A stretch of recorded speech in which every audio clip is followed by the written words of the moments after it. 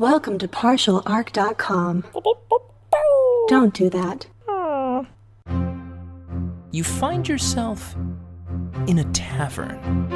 Oh, we should have checked for traps. I knew he forgot something. I think I can reason with him. You killed his father. Can I have sex with it? You could certainly try. I'm gonna touch a sword. Don't touch the sword! The child is evil, right? Obviously. I could cast Fireball. Always cast fireball. All right. Roll for it. Hey everybody, welcome to the final aftermath for the Velvet League. Yay! Or boo! Boo, that sucked. I hated it. I listened for 3 years. Aww. We're here with... Or just this first episode. Yeah, if this is your first episode of Friday Night Quests, weird pick. You came at a good time. Right. Because somebody could be like, I'm going to go to iTunes and look for a podcast. Oh, this one looks interesting. I'm going to episode 375. It's only episode 169. Yeah. Let's go to the very, What very secret end. episodes are you talking about? All right. So, okay, I'm going to click on this one. What are they talking about? I don't get it. I hate it. Also, I don't know how to hit pause, and all of the secrets will be revealed. This is the one where we talk about all the things we did. Yay. I'm Mike Christensen. I'm Jeremy Fox. I'm Kelly Egan. I'm Jay Jones. That was very natural and good. It only took us 18 times. I hope you left all of them in. That's what Mike says after sex every time. That was very natural and good. You said it only took 18 times. Both. That only Whoa. took 18 times. 18 thrusts. Good start. Well, I did very good. I think I was How are natural you? and well. I'm leaving all this in, though. That's the thing, though. Oh, man. All stays in. We're going to answer questions from the listeners about the Velvet League campaign, and specifically this 24-episode-long final season. But first, I want to pivot over to Jay for the sort of inception of this season. How did this all come together, this finale, this grand This design? last season? Yeah. Well, How many dreams deep did you have to go? I mean, at least 4. Here's the thing. But after 3, you're immortal. So, like, the 4th one was pretty cool. Here's the Nice. thing. I said inception because I didn't want to say conception. Oh, good one, Mike. Nice. Yeah. I made the right Nice. choice, I think. Good one. Yeah. We had to make that fun Inception joke. So this was basically a culmination of the whole story. You know, you guys have been working towards stopping Vect and, like, finding out what's going on with all this moondrop lilies going missing and all the gods killing each other and that giant purple worm, and just basically culminating putting all my eggs in a basket and then putting that basket in limbo and letting you guys play in that basket. And it was really fun. The fact that you let us play with eggs was really generous. Yeah, for 23 episodes. Yeah. And they were like, guys, you got to kill that bad guy. We actually did have eggs in this season. We Yeah. infected brains with You eggs. infected brains with Right. eggs. We did. slam dunked an egg into a brain. It was basically my That one did take like 18 tries. It did, yeah. Yeah. This was 18 actually thrusts. like a culmination of my overwhelming love for Slutty. If you thought I already had enough of it in previous seasons, I went as far as I possibly could. I remember And now it's out of me now. I remember in season 12 when we fought Slaudy again, I was like, oh, returning villains. That's interesting. Oh, well, Jay put a nice little button on the end of these characters. And then just way more Slaudy down the road. Way Here they are more. again. That actually brings me to the first listener question we yeah. have from Desquire on Twitter. Was the premise behind the entire campaign to have Slaudy as, if not heroes, then primary allies? I definitely wouldn't say they were heroes. But it wasn't the idea behind the entire campaign, but there was an idea of kind of flipping the whole concept of, you know, the villains are always chaos and the heroes are always order. And it's like, we must order the chaos. While in this end of this entire adventure was you guys bringing the chaos back to Yeah. a ordered world, essentially. For now. And for now. Oh, yeah, because I guess Vect was lawful evil, right? He was lawful evil, Yeah. And the Slutty are obviously chaotic evil. Right. And very much you guys were kind of basically bringing the magic, but also the natural chaos back to Limbo at the end, while Vect was kind of placing his unnatural order on that realm. So Slutty very much worked in this fun little way because they're such chaotic beings that having these chaotic beings show up throughout the series, starting off as being very, very evil and very, very bad, we started to see the villain Slutty start to become more orderly, these like kind of monk, like almost robotic type creatures, where at the end some of them even had metal parts of their bodies. And then you guys were actually allying with the most crazy and most chaotic of them, being of course, the Lord of Sladi. Sendam. Yeah. Which is madness backwards. Which is madness backwards. Isn't that fun? But yeah, so I would say that yes, there was an overarching theme of the Slotty being part of the story. Not that they were heroes, but I did want to have this fun moment of you guys having to ally with the most insane, chaotic beings I could potentially put in front of you, which was fun. Kelly, do you think that I felt like from the very beginning you were probably one of the craziest characters of us? Yeah, I get that. The weird thing is like when I first came to Izzy, I didn't want that. I wanted her to be like the kind of like the straight arrow, like the happy, bubbly. Well, that fell apart real quick. Kind of like everybody be nice, everyone be friends, but then it just kind of wasn't in me. Sure. In any capacity. And because of Izzy's background and her class and what she can do, it just didn't seem like a very natural thing to just be lawful good. Right. Or even like lawful good in any of the sense. So Because I think Izzy formed a lot of why our team is crazy chaotic. I think Izzy Yeah. is a big reason why, because we always dance. Well, the in very blood. first, the very first encounter you guys won, Yeah. culminated with Izzy dancing, doing the loser dance on He those is poor such- Durgar. Yeah, that's there from episode 1. Yeah. Yeah, well, blood brings out the primal instincts in all of us, so I think that's like I know. just what it I was. took a cue from you, and I was like, "Well, we are chaotic. We are chaos, and I'm okay with it." It was a chaotic good, Yeah, it's and then chaotic it just slipped right into chaotic neutral. I think we were chaotic neutral to begin, I Yes. think so and then too, we yeah. became chaotic good. I think there's a case to be made that we ended Yeah. chaotic good. Yeah. Yeah. True. Yeah. Yeah. Actually, yeah, you're right. We did climb the ladder back up to that. The whole arc was just staying chaotic, Stay but in how that. good Yeah. can you be? Yeah, and we dipped a few times. we Oh, yes. heavily did. Oh, yeah. I tortured a woman with no intelligence. That's a thing I did. Yeah. But in the game, what'd you do? Sweeney? Sweeney did something Jeez. similar. Sweeney did something similar, yeah. Well, for like the characters, obviously, I think your apathy almost. You guys went so neutral. You didn't do anything. Right. You that's guys true. made a root beer float room, Yeah. and a pillow room, and I believe like a Yeah. nuts room with squirrels, or maybe Yeah. they were in the pillows. I think. Yes. You yes, they could were. probably call that chaotic neutral. It was also like PTSD. Like we had had gone dealt through with a so lot of much stuff. shit We're dealing with a lot of stuff. midway of our season that like it was and we were finally back at a actual quote home. Yeah. Horace's home, which we've never had together. Yeah. And we had been through so much, like the whole era of hedonism was It was a response to our stress. Yes, absolutely. It was also a response to Marcus not being there. Like, Yeah. because the minute Jay was like, oh, Marcus isn't around, Yeah, it was Jeremy, you were just on a tear. And we were all like, all right, well, we're leaning into this because this is absolutely what would have happened. Yeah. Yeah, you had the whole run of the house. And it is a little bit like, if superheroes have like a career, right? Like at one point when you're like year 8 in, you're like, Jesus, I punch people like on a daily basis. I just want to go to an island for a Yeah. couple weeks and just take some time off. Yeah, there's nothing wrong with like having a siesta in the middle of your life. Sure. Yeah. Well, the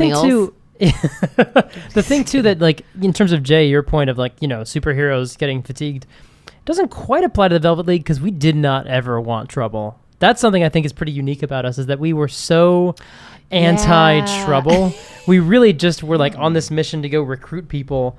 And then along the way, just the worst things would happen to us. All And the it turned out it's time. because we were in the opening throes of an apocalypse. But yeah, it's true. Like you're right. There wasn't ever any time, which I really enjoyed, where you guys were like, "Listen, we all have to band together to save this town, Right. No. or save this city." Honestly, if a town was fucked, we were like, well, we should get out of should here. get That's outta the funny here. thing, though. Like, I Let's remember loot it first. when I created Sweeney, my thinking was, oh, he'll be like the sort of, Sawyer, Han Solo kind of like, we don't need to bother anybody, let's just go.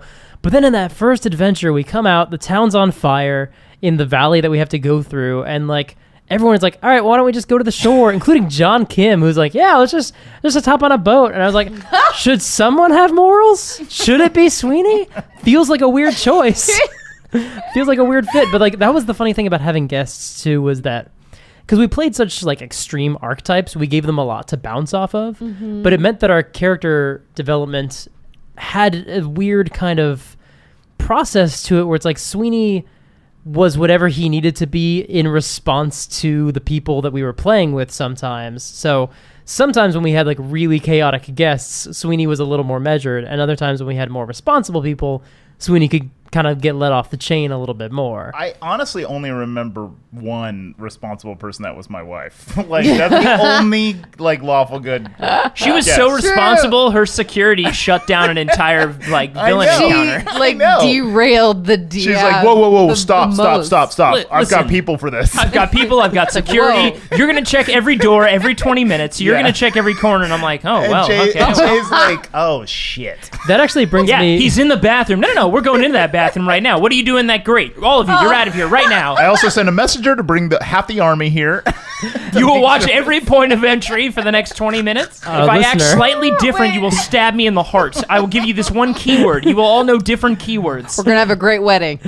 Nick from Houston said, I've had this theory for a while now, ever since we began learning about Vect and his plan, particularly when their bag of holding had one of Vect's slotty experiments in it, that Felix and his party back in season 16 were meant to be rivals turned allies with the Velvet League in defeating Vect, only to be thwarted by Isolde's fixation to kill them for meddling in her wedding. So am I correct in this theorizing? It's a great theory. I'm so happy we landed on this organically because I was going to get to this. So there was definitely because we talked about it in an aftermath of like what that adventure might have Because we been. took their ship. Yeah, you Yes. took their Yeah, ship. yeah. And like there was a component of like when you guys found out what was really going on, and if nobody remembers, the idea was like you guys would win that ceremony, he would be getting put to death the next day, and in the night swap bodies with Horace, and then potentially either kill himself in the other body and just take your body permanently, or Oh, man. there was an opportunity for you guys to like learn a little bit more about them from their perspective, because the bad guys would have been holding you hostage. You would have learned more about them. Change of perspective. And there could have been an opportunity to learn why they're doing this. And yes, there was actually a larger narrative there. Like, for example, if you guys remember, you actually got an item from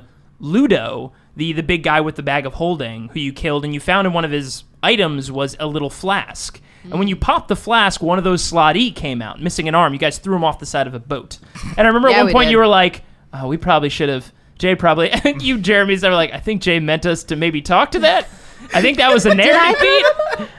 Like, you guys agreed to be Yeah, like, I yeah, let's just shoot him off the side of the Well, because boat. we didn't know what was inside. We were just like, whatever appears. If Let's it's someone that throw we it off want to the side. recruit, we'll like cast Featherfall or we'll catch them. And then it opened up and it was a slotty, and it was like, all right, that's fine, bye. And it was one of the prophets. It was it was one of the ones in like robes and metal pieces on them, and it was meant to be the first time you'd encounter one. But you could just throw him off the side of the boat, and I was like, well, there goes that narrative. into the first level of Carceri. So Right. he's just there now. Which, if you follow that narrative all the way back, the reason why those sky elves were coming down and trying to meet with Isolde and stuff is like they had a very bad encounter with these things and were potentially trying to escape and or just find like shelter somewhere. Now they were doing it the wrong way. There could have been an ally scenario. You guys were probably going to murder a bunch of them, but there was that possibility, and that was where that narrative came from. Wow. But then you guys, killed them all. Yeah, It's an classic interesting- us. It's So- an interesting theory. I guess, coming back to Nick from Houston's question, let's put it in this context. What was the percentage-wise you thought was likely we would team up with them at the end? Oh, 10%. Okay. Yeah, it seems that Oh, way. definitely 10%. So a possibility, but not a strong chance. I mean, the story was definitely more focused on like a love story with body swapping, which I thought would be fun, but with That- a 10% chance of allying. Also, you were playing that villain hard asshole. Oh man, So, I Felix was a mean, lot of fun. Yeah, I remember. that was hard asshole. I think Yeah. wasn't that also one of the first instances where you, because I remember Jay, you mentioned like what would happen if the Velvet League had to fight Horace, Yes. because at Yeah, that yeah. point in our leveling, Horace was like unstoppable. He was a tank. Yeah. Like, he kept being, and we've all peaked in our own That's why ways. we- But like that was like kind of where you were going with as well, and I was like, oh shit, I don't. That's think why I we could. picked all the magic items. That's like, let's make sure that I'm Insane. never mind controlled. Yep. Yeah, Because if you Yeah. if you have to Yeah. turn on the Velvet League, it'll be bad. it would be really bad. Right. Yeah, we were level 17, and a 17th level fighter versus 3 other party members is a hell of a fight. That is a But that fight. is still one of my favorite fights that we've had, where it's just 4 PCs versus 4, leveled characters. Yeah, they like were the all bard. equal level of you guys. Yeah. With magic items. I mean, one literally controlled a magical flying boat. That was a lot of Yeah. fun. Yeah, I turned into That was a a dragon. crazy fight. That was a crazy fight. That was the first time I became That a is dragon. the first time you became a dragon. Yeah, that was like my Yeah. first wait, what's the most thing I could do? And Because literally, you saw my mom. yeah, Yeah. but not even during that season though. Right. It was No, we just literally had met her, yeah. a season or two before with the Umbernock episodes. You were like, I is can where now I saw be a your white mom, dragon. and I was like, Yeah. "Ooh!" And I'm living at your place in your backyard in a tree, and B saw your mom change, and then here we are in this and I'm like, "Oh shit! What's the most I can Horace, do?" I hate to Shape tell you change. this. I saw your mom change. Yeah. And it's changed And me. it's done something to me. That brings me to a question from Matthew. I'm going to say, discounting the season where Isolde stopped you from doing your body swapping episode. Sure. He wanted to know, with such astute and creative players, what carefully constructed plot point or encounter was most derailed by a player's action, not counting season 16? Basically, I want to know what throwaway joke or action frustrated you the most and made you really course correct on the fly, not counting season 16. Okay. Now, he didn't say not counting season 16, but we know. Right. That's the most easiest one to We pick. know that Allison derailed that whole entire But episode. I will say probably, and I don't think it was. I mean, it was maybe tactical decisions that were made, but season 9, when Sweeney died, that killed the entire second half of that story. There was a whole part of that. So if people go back and listen to the beginning of that story, and especially when you first meet the other guy who's there, the other guest who we had on that season, I forget Matt Cain. Matt Cain. I forget I was trying to remember his character's name. Alethar. Alethar. When you first meet him, his backstory and why he's there, and I actually had this whole discussion with him before we actually started recording, and it never came to fruition, is he was there because a bunch of creatures nearby in the forest were just murdering caravans coming through. And it looked like something bigger than a bear, and bad attacks were happening in that area, and that's why he was there to investigate it. And at the very end, it almost feels like randomly that dude and a bunch of people turned into snow yetis. If you remember at the very end in that courtroom scene. Yeah. And there was an entire Yeti subplot that was completely in the house that Sweeney died in had a whole thing to it. All this stuff, and that got completely derailed by you dying mid-story. Sorry. When people become Yetis in D&D world, I'm like, everything's weird. Everything's weird. I guess a secondary one had to be the time travel one, because that was one where that was the first time I very early on had to flex my let's say guardrails very quickly and pivot the story, because you guys were burning through that narrative so fast. With the circus and everything. That was the right, circus, yeah. the time travel circus, yeah. where Javi was amazing player, but he has played so much D&D that he was this is a story hook, I'm gonna follow this to this. This is a 10. That person's a villain. Obviously, let's kill him. We'll go here. I'm whoa! It is our shortest season because he was just oh no, that's the thing, and we follow this, and even though there were some red herrings that were very good. Is that the cake? No. The cake is season 2. Oh, the cake with Marshall Williams. That was one of my favorites. Oh, that was so good. No, season 4 is when we established Horace's coke habit. Oh, yeah, that I did coke. I cannot believe I completely skipped over this. Of course. There's absolutely one Season adventure. 11. I know. Season 11. Yeah. When you all turned into freaking mist and left my adventure castle. Totally did. I was so remarking at your restraint of not mentioning that. But yes, that is the one. I don't know why. You know what? It's probably because I've blocked it out of my memory for being what? There was a whole bunch of characters. There was a flame that was going to talk to you that was there. The flame that was flickering in the fire? Yeah, the security system. It was alive. Yeah. There was a whole, which was going to tee up to later on when you meet Imix. That was going to be a thing. But you guys never talked to it. No. Never did any of the stuff in the castle. And you were let's just go fly off into the woods. And I was well, now I got to take everything that was here and put it all the way over here. So sometimes, listeners, you obviously can't see us, but Jay will look at us when we make a move that is clearly derailing him, and I've learned to not care. Thank you. But Jay will look at me with why would you do that? And I'm I'm doing what I'm going to do. He's looked at me before with a look like I'm like, oh, okay. you're We've Gotten the look. I mean, even in season 24, when I was like, and this little kid is climbing down the rope, and I was you were about like, to mention that. cut the rope, he's dead. And I was like, you just killed that child. Yes, we are. I was like, I know, I'll throw a fun, the world is gray, what do you do with this child? No, we'll And kill Sweeney's him. like, everyone's already dead. That was grim. the child is evil. Obviously. Jeremy and Kelly, you two died in this final season. We did. How did that feel as someone who has died 3 times on this show if you include the paladin I played in our Halloween adventure? Wait a second, Kelly died? We didn't have to resurrect I didn't, Kelly. though. No, A part Kelly of did me the resurrection. I did. Part of me She did. part died. Actually, Oh, Horace, that's right. I like Harry Potter died. That's right. That's Jeremy, technically Horace died twice in that season. That's true. yeah. Yeah. That got killed and then the bomb blew Because you up. Vecht killed me and then... And then Yeah, The you got final. you sacrificed you got killed in the last yourself, episode. Right.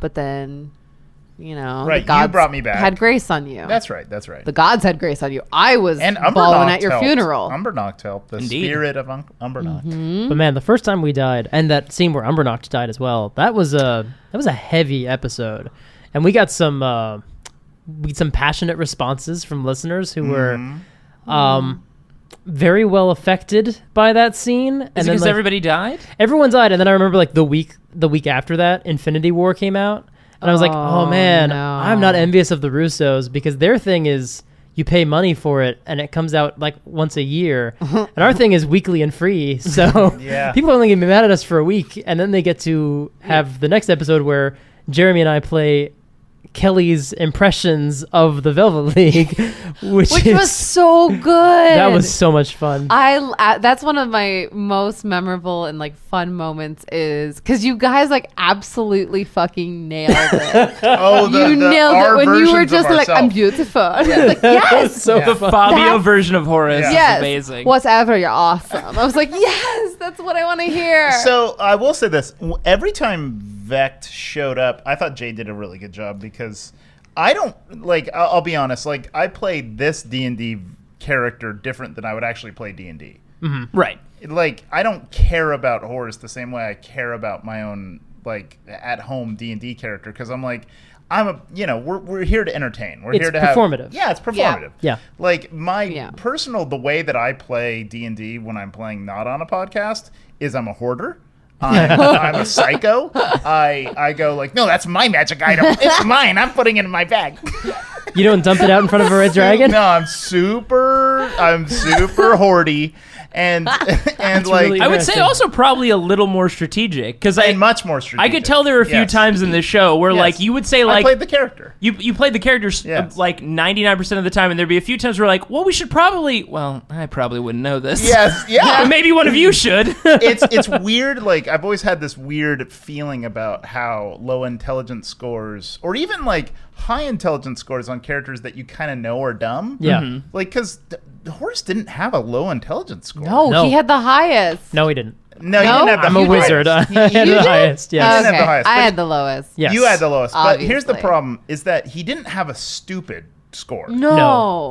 But he's kind of dumb. But I and yeah, but you did. But you're actually smarter than Horace. Like a well, lot I of had an times. incredible. I have the highest wisdom. Yeah, that's true. That's true. So it's like this, like no, it's more of like the gut feelings. So it's like you're doing something clearly crazy. You're like, nah, trust the gut. But you still have to kind of like play your Yeah, character. because that like way. Totally. Horace knew a lot of things from the book learning, but Yes. didn't mean that he applied them well in his life. Right, He right, was right. just like a bit of a ninny. Yeah, right. So when Vecht would show up, those were the only times when I was in the podcast where I'd feel possessive of my character. Yes. When I would feel like this fucker. Like I am going to fuck this guy up. Yeah, yeah. Like when he would like I don't remember what season it was, but when he stopped us and he was like walking around and we were stopped. That's when we met him in season 17. that's when we met and him. He I killed think. Gormo. Yeah, that's right. When he kills Gormo. Because And Izzy turned into wind. Well, Gormo breaks free. Yes. He kills Gormo. Izzy turns into wind, and almost. Well, I don't think it would I have think ended particularly yes. well, Yeah, actually. right. But gets the closest that any of us had gotten yeah. in being able to move. I remember that was the only time this entire podcast that I was like, I'm gonna fuck this guy up. Yeah. Like, I am going to fuck this guy up. It's funny that you say like strategic and hoarding and stuff, because in those final 2 episodes, that came through with Horace in a huge way, where it's like you suddenly remembered every item that you'd ever I'd picked always up. known. I just was like, Horace doesn't give a shit. Like, Right. Horace doesn't give a shit about the items he has, but when he's passionate, it comes out. Yeah. Like, he goes, "Oh no, I'm an adventurer." Yeah, Like- exactly. Like, I got all these tools, yeah, I got baby. all these things. Dude, that you were I- pulling out magic items that last fight that I'd completely forgotten yeah. about. Oh, like, I'd had them for like the Breath of long- Bahamut stuff, like the Yeah. balls that you had. I was like, oh, right. I did Yeah. give you those. Yeah, I had a lot of stuff because I'm just so buff that it's like you don't need to use that. I think I Like, can probably just stab this problem yeah, away. Right, I never need to use. Yeah, that you stuff. took down a mummy lord in 3 turns alone. Oh, yeah. Because all of us were incapacitated. Oh, that was rough. Yeah. That was a fun season too. The Carcerary season is one of my favorites. That was a lot of fun, and you guys did a lot of crazy stuff that I didn't expect. Like, especially like trying to like lock the door behind you, like Kelly when Izzy went into the stone and then pulled the key out Just so you could clink. lock it. I was Done. like, well, that was really smart, That was- and yeah. that completely changes this final fight. Yeah. But fun times. Actually, I have a question for you guys. Yes. What's your favorite moment? Oh, actually, I want to broaden it actually a little bit. What's your favorite episode? That's helpful, because that's what I was going to answer. helpful. Yeah. Episode 50 is one of the ones I'm the proudest of. It's the one that starts with me dead. It's the letter being read. Episode 50, to me, feels like one of the most complete stories we've ever told in one episode, because it starts with the death letter being read, and then the discussion of how to bring Sweeney back to life. I'm not in like half that episode. Then it's the going to the courtroom and finding out like, oh no, we still have to have a trial. It's like the first time we met the second. It was a couple episodes. It was Yeah. 2 episodes after we met the second, Okay. but it's you negotiating 4,000 gold out of the second because you both rolled natural 20s. Yeah, I do remember that. Then you went and bought oil and negotiated on like the price of oil with this guy and haggled for Yeah, we ribbon got a and lot stuff. out of that guy. Yeah, we did. We robbed that son of a bitch. And then Hey. bringing Sweeney back to life, going to the trial, and getting to the point in the trial where like Sweeney's worst memories are being relived, and the letter is submitted as evidence to disprove the fact that he doesn't care about the Velvet League. And I was like, Oh. shit, man, that worked out so well. Wow. I'm yeah. so happy with that episode. We've had a lot of really good ones, but that one has always been for me, like hearing Kelly read the letter that I wrote. Because I legitimately wrote that letter in Yeah. season 7 being like, I don't think I'm going to tell the Velvet League what's going on. That's shitty. But like the night before we recorded, I just wrote this letter, free form, just stream of consciousness. And I just had it in my folder. And then 2 seasons later, I died, and it's on me. I'm like, oh, this is going to be interesting. We haven't talked about this. Actually, well, Mike might have a little bit, but Mike is actually very tactile, and he has like an actual spell Oh, book yeah, he does. that's Yes. written in that he opens all the time, and we see it, and it's like a little leather book. It's a moleskin, yeah. Yeah, and the letters that he's read to us have been physical Actual- letters. Physical letters. Actual that letter. are actually written And sealed. Yes. yeah. Yes. You owe me a Coke, Jinx. And the death letter that you guys never read was also written in. And I will never read And it. that we ripped up. Yeah, I ripped it up. We actually ripped I it ripped up. it up because it was in my folder for the longest Yeah. no, time. I ripped it up because I stole it from you. Yeah. In There was a moment though. There was an opportunity where I could have read it, and then I forgot. Yeah, you well, there were a lot. You had it for several seasons. Literally, I was driving home, and I was like, "Oh, You're like, oh, you could have read I that. could have read the. Nah, We'll pick it up." And then I forgot again. Yeah. you'll never know. And then we'll never know. Kelly, what about you? Favorite episode? Oof, there were so many. I come back to like a lot of the ones with our guests. Yes. I mean, we're going to do the association game. First thing that comes to the top of your head. First thing. What's the most, like, the moment? It wasn't even like my moment. It was you like, then why aren't you laughing? That was the fucking Yes. best moment. Yes. Oh. Highlight of my D&D life. Second to last episode Is of how the you So campaign. keep- 167. like your writing brain just like click, click, click. And I listened back on that episode and I'm like, oh, I could hear him teeing it up now. But Yes. like when we were recording at the moment, I had no idea like Jeremy was Yeah. going to go there. That was probably my favorite moment. But I do also like everything with Seychelles. Seychelles was great. I love her. And you and Seychelles had such a great dynamic, both Oh, in character yeah. and out Yes. immediately. Yes. That was season 5, I There was- think. Yeah. That was one of my favorite like early seasons. It was like really Mm-hmm. tight. It wasn't like very big in terms of like you go to like heaven and Yeah. like a demon talks to you on a Yeah. piano. Like it's just it's like a haunted house story. Yeah. Yeah. It's Alien. It's Yeah. or Cabin in the Woods. It's just like this, you can't leave and there's monsters. And that's a great one. I still, and it's also where we start laying the groundwork for That was literally the first narrative. The Like the Moondrop first Lily. Yes, four the first adventures Moondrop were Lily. very much like let's figure ourselves out. Yeah. And then the 5th season was Yeah. definitely the very first. It was character driven because it was about Izzy's Mm-hmm. like father's journey and her Yeah. like following in those footsteps and like taking her own path. And then it was of course the introduction of the big MacGuffin, the Moondrop Lily. Yeah. And it's the first one that has any sort of serial element where at the end of it, we get the letter for Bahamut, leading us directly into our Yes. next Oh, adventure. Yeah, that is Yeah. that. And that's where the show kind of becomes that formula of like, now that's our trajectory from there is pretty much nonstop Yep. until we get back to the Kemp Estates for like season 14. We're like on the road, like on a mission all the way from season 5 to season 14. I'll say this: it's not my favorite episode, but definitely maybe one of my all-time favorite D&D emails is Jeremy sending me all the details about Bahamutness. Oh yeah. And I was yeah. like, this is amazing. Like, I was like, what do I was like, this is the idea. Like, what do you think is going on there? And you're like, well, here's the details. And I was like, this is incredible. Yeah, Like, because I think you reached out and you were like, I just want to know what kind of traditions you have in mind. And Jeremy sent like 2 pages of Oh my like, God, it was great. You dress up as your favorite dragons, you give gifts, you tell riddles. The kind of dragon you dress as is the kind of dragon you want to represent. And by the way, there's a vault under our house, and we invite a black dragon to dinner. And it's like one of my, that little That's single Umberduct. line, you created Umberduct in Yeah. that single line. and you had the name for him too. I think the name was in there. The rivalry with the Which the is German doppelganger for- house was in there. I I think it's German for Black Knight. yeah, It's great. it is. Oh. Oh, I love it even more. Yeah. Oh, that's very nice. Jeremy. And you picked a German accent, which Yeah, is, yes. which is hilarious. But it was Actually, also it's Austrian. You actually have an Austrian accent. Oh yeah, that's Technically, probably yeah. true. Yeah.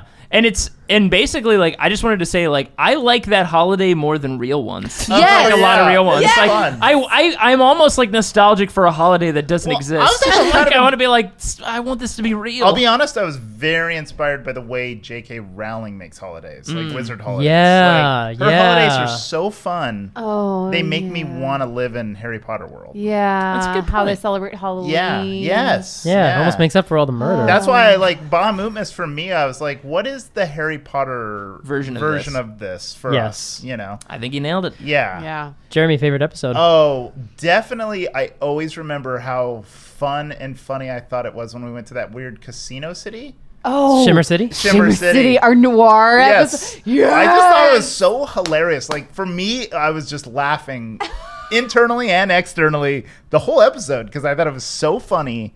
And it was such a weird episode. Yes. It was. But it's a also weird- Well, there was also the one where I think we all just kind of broke for a minute when we were doing the bit in the market. Yes. With the guy who put the stones in his head. Yes, yes. That was the most ridiculous part of that entire adventure.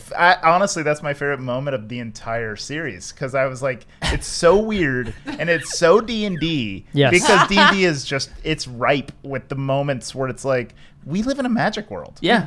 So There's like, this dude over here in this cart who's he like sells demons. sells demon stones. Yeah, Yep. like I loved it. I was like, oh man, I'm so comfortable here. It's so comfy. And I do want to call this out because we kind of had that question earlier about like what, derailed my ideas for stories and stuff. But that's a perfect example of that. Going to the market was I literally like when we were doing that episode, I fucked up what time of day it was. I was like, you go up to the window and I'm like, it's like in the afternoon or Yeah, something. right. And I know that the place only opens at night. So a moment later, I'm like, why did I do that?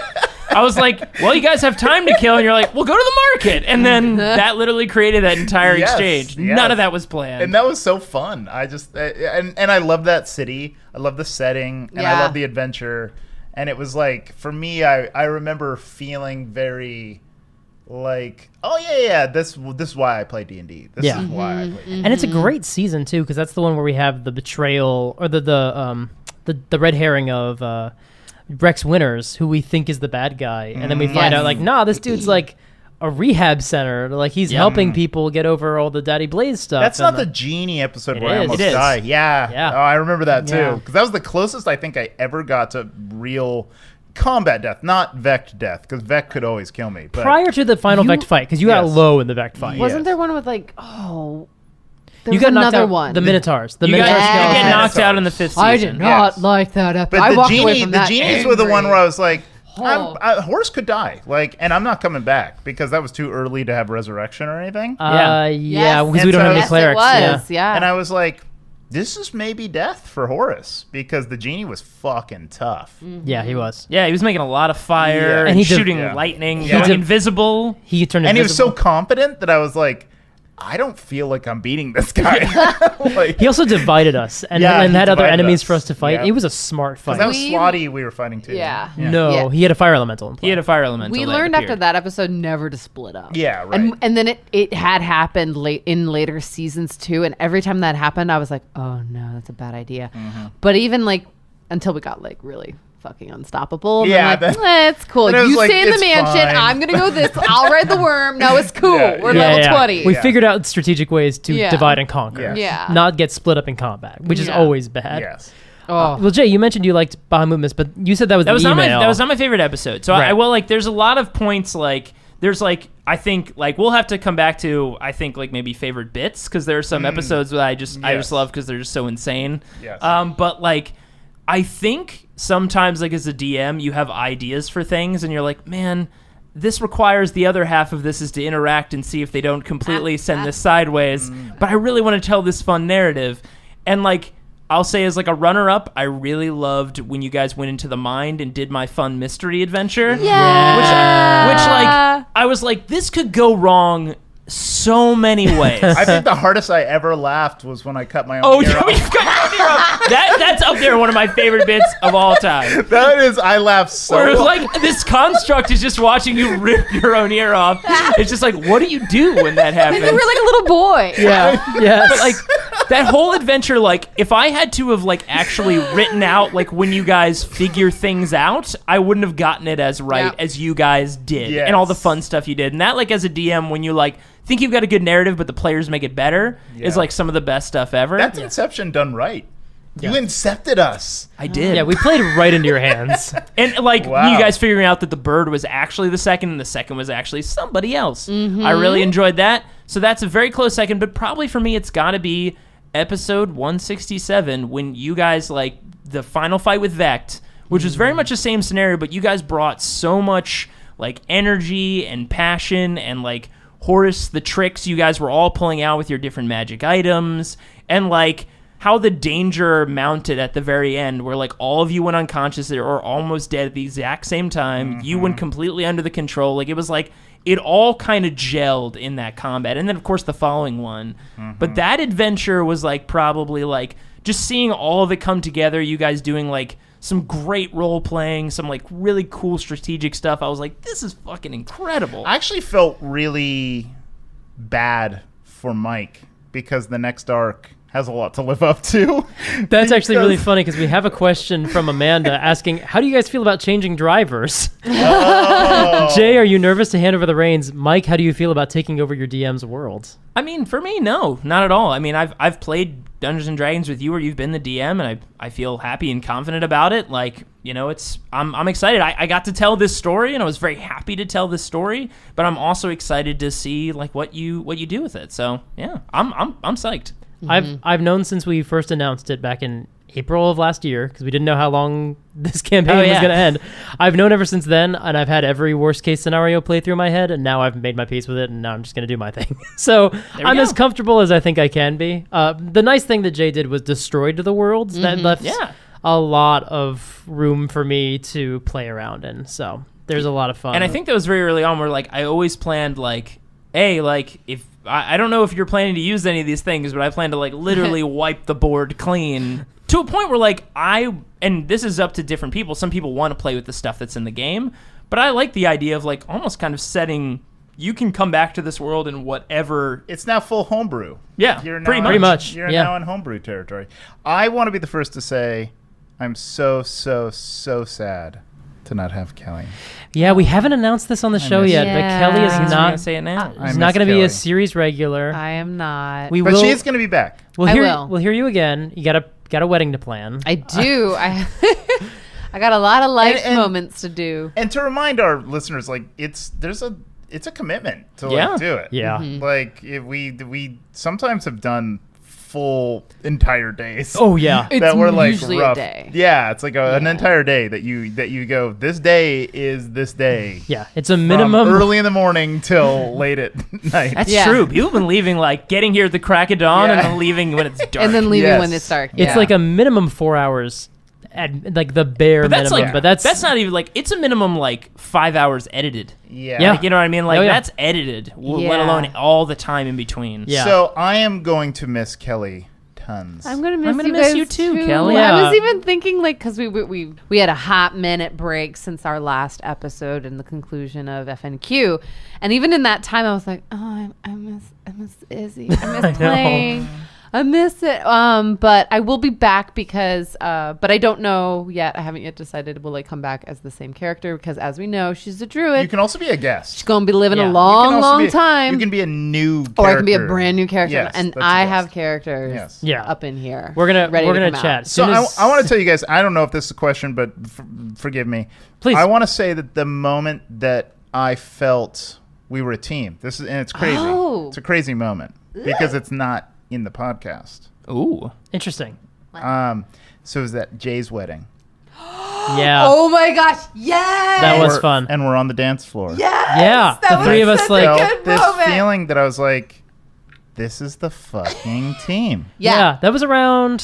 Like that was about halfway through the show. I think. Yeah. It was like around season 13. And I looked at you guys, and we're all dancing, and the dance floor was like we were like having a nice like big dance, and it was like the kind of anonymous like dance floor where there's lots of people on the floor. Yes. But we were dancing together, The three of us. Yeah. the three of us, and I was like, holy fuck, we're the Velvet League. Yeah. Yeah. Like I had this feeling that I was like we were connected. Yeah. And it felt beyond the podcast, and it was really special. Oh, that's actually. Yeah. sweet, It was a man. really powerful Yeah. feeling. You know what's really nice about that, and it's funny because like this just happened in the show. Like I don't know if you remember this, but when I asked Horace, what was the one moment he most remembered about him and his friends in the Velvet League together? Oh my God, you're right. And you literally said it was when all of us were dancing together at Bahamutmas. That was that moment. And But I was thought like, that's really it'll sweet. translate. It'll translate. It did. Yeah, It it'll definitely did. translate. Yeah. Yeah. that- that event too, like before we started dancing when we sat down to dinner, your brother actually, because we all sat at the same table, Jay, you were talking about Jay's brother. and Jay's brother like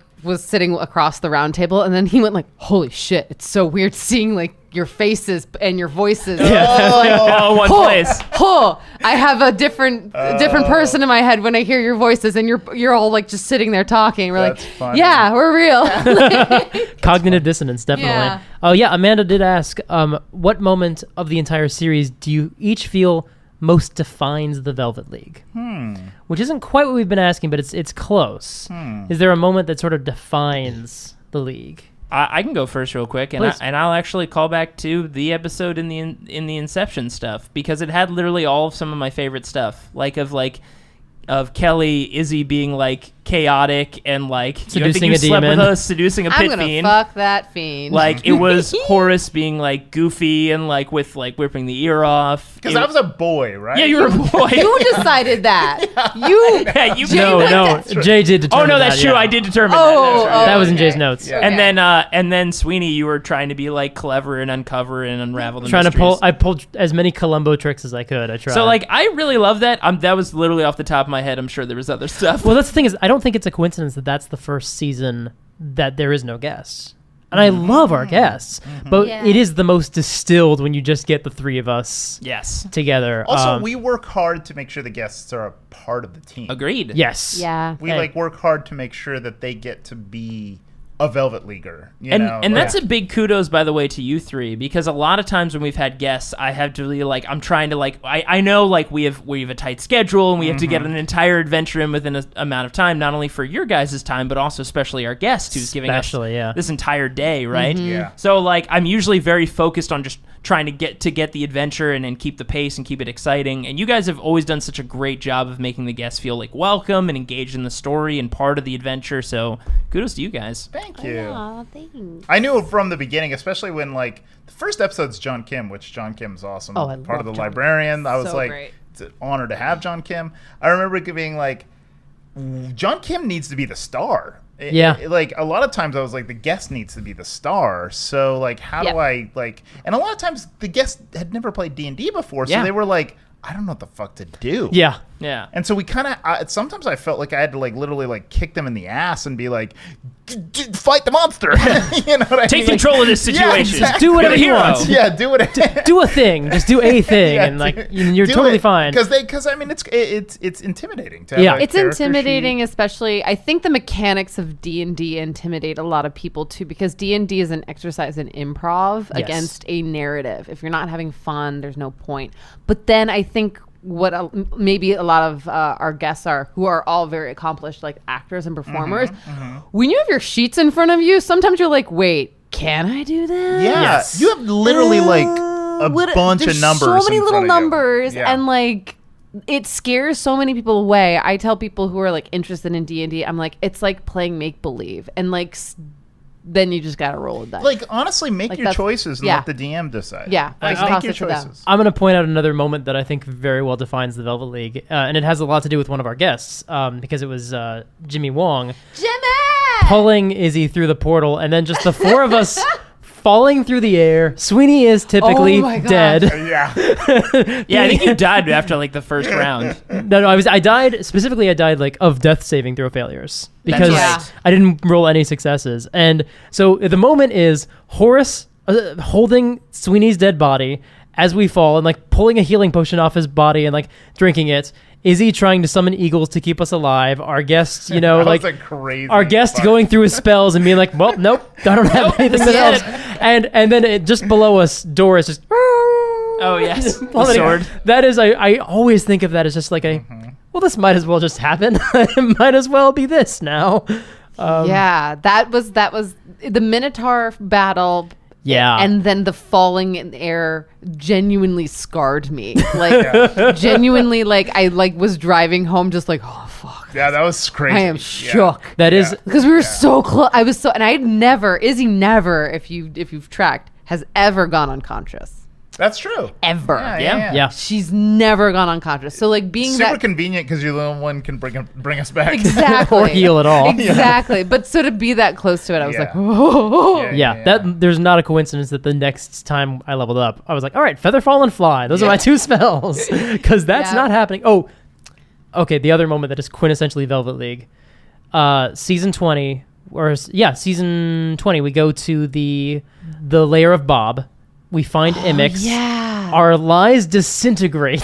Oh, yeah. That was one of my favorite series of events where everything just went totally wrong, where you slapped Sweeney. Well, first what happened is I said, let's not say anything near the fire. Okay, the second, lead the way. And then the fire was what did you mean? And Horace is no, this lie. And to maintain this lie, I'll slap Sweeney. That breaks my concentration. The invisibility that's drops. Right. Yeah. And then we have to fight Imix, which was this great seething mass of flaming That was bones. crazy. And I'm just being wow, that's spectacularly fucked itself. Yeah, that's the what Velvet League. Yeah, that's when I it was, threw it the was little, a beautiful, absolutely everything Yeah. fell apart. It was moment. a perfect storm of Yeah. just bad rolls. Yep. Oh, it was amazing. But we got out of it because we always get. It's more of just we just needed to cross the room. And now we were initiative. We just needed to go up the stairs. Yeah. Just needed not to say anything and just We walk couldn't up do the it. stairs and then go right into the next room. I think that now that the whole series is done, I think that Bahamutmus really is kind of the definer of the Velvet League because it's this fucked up family thing. Yeah. And that at the very end of the the whole series, it's like the idea that like fuck the family is still family. you Yeah. know? Yeah. Yeah. And that you make family. Yeah. Yeah, that you make family. Like that's the theme of our show.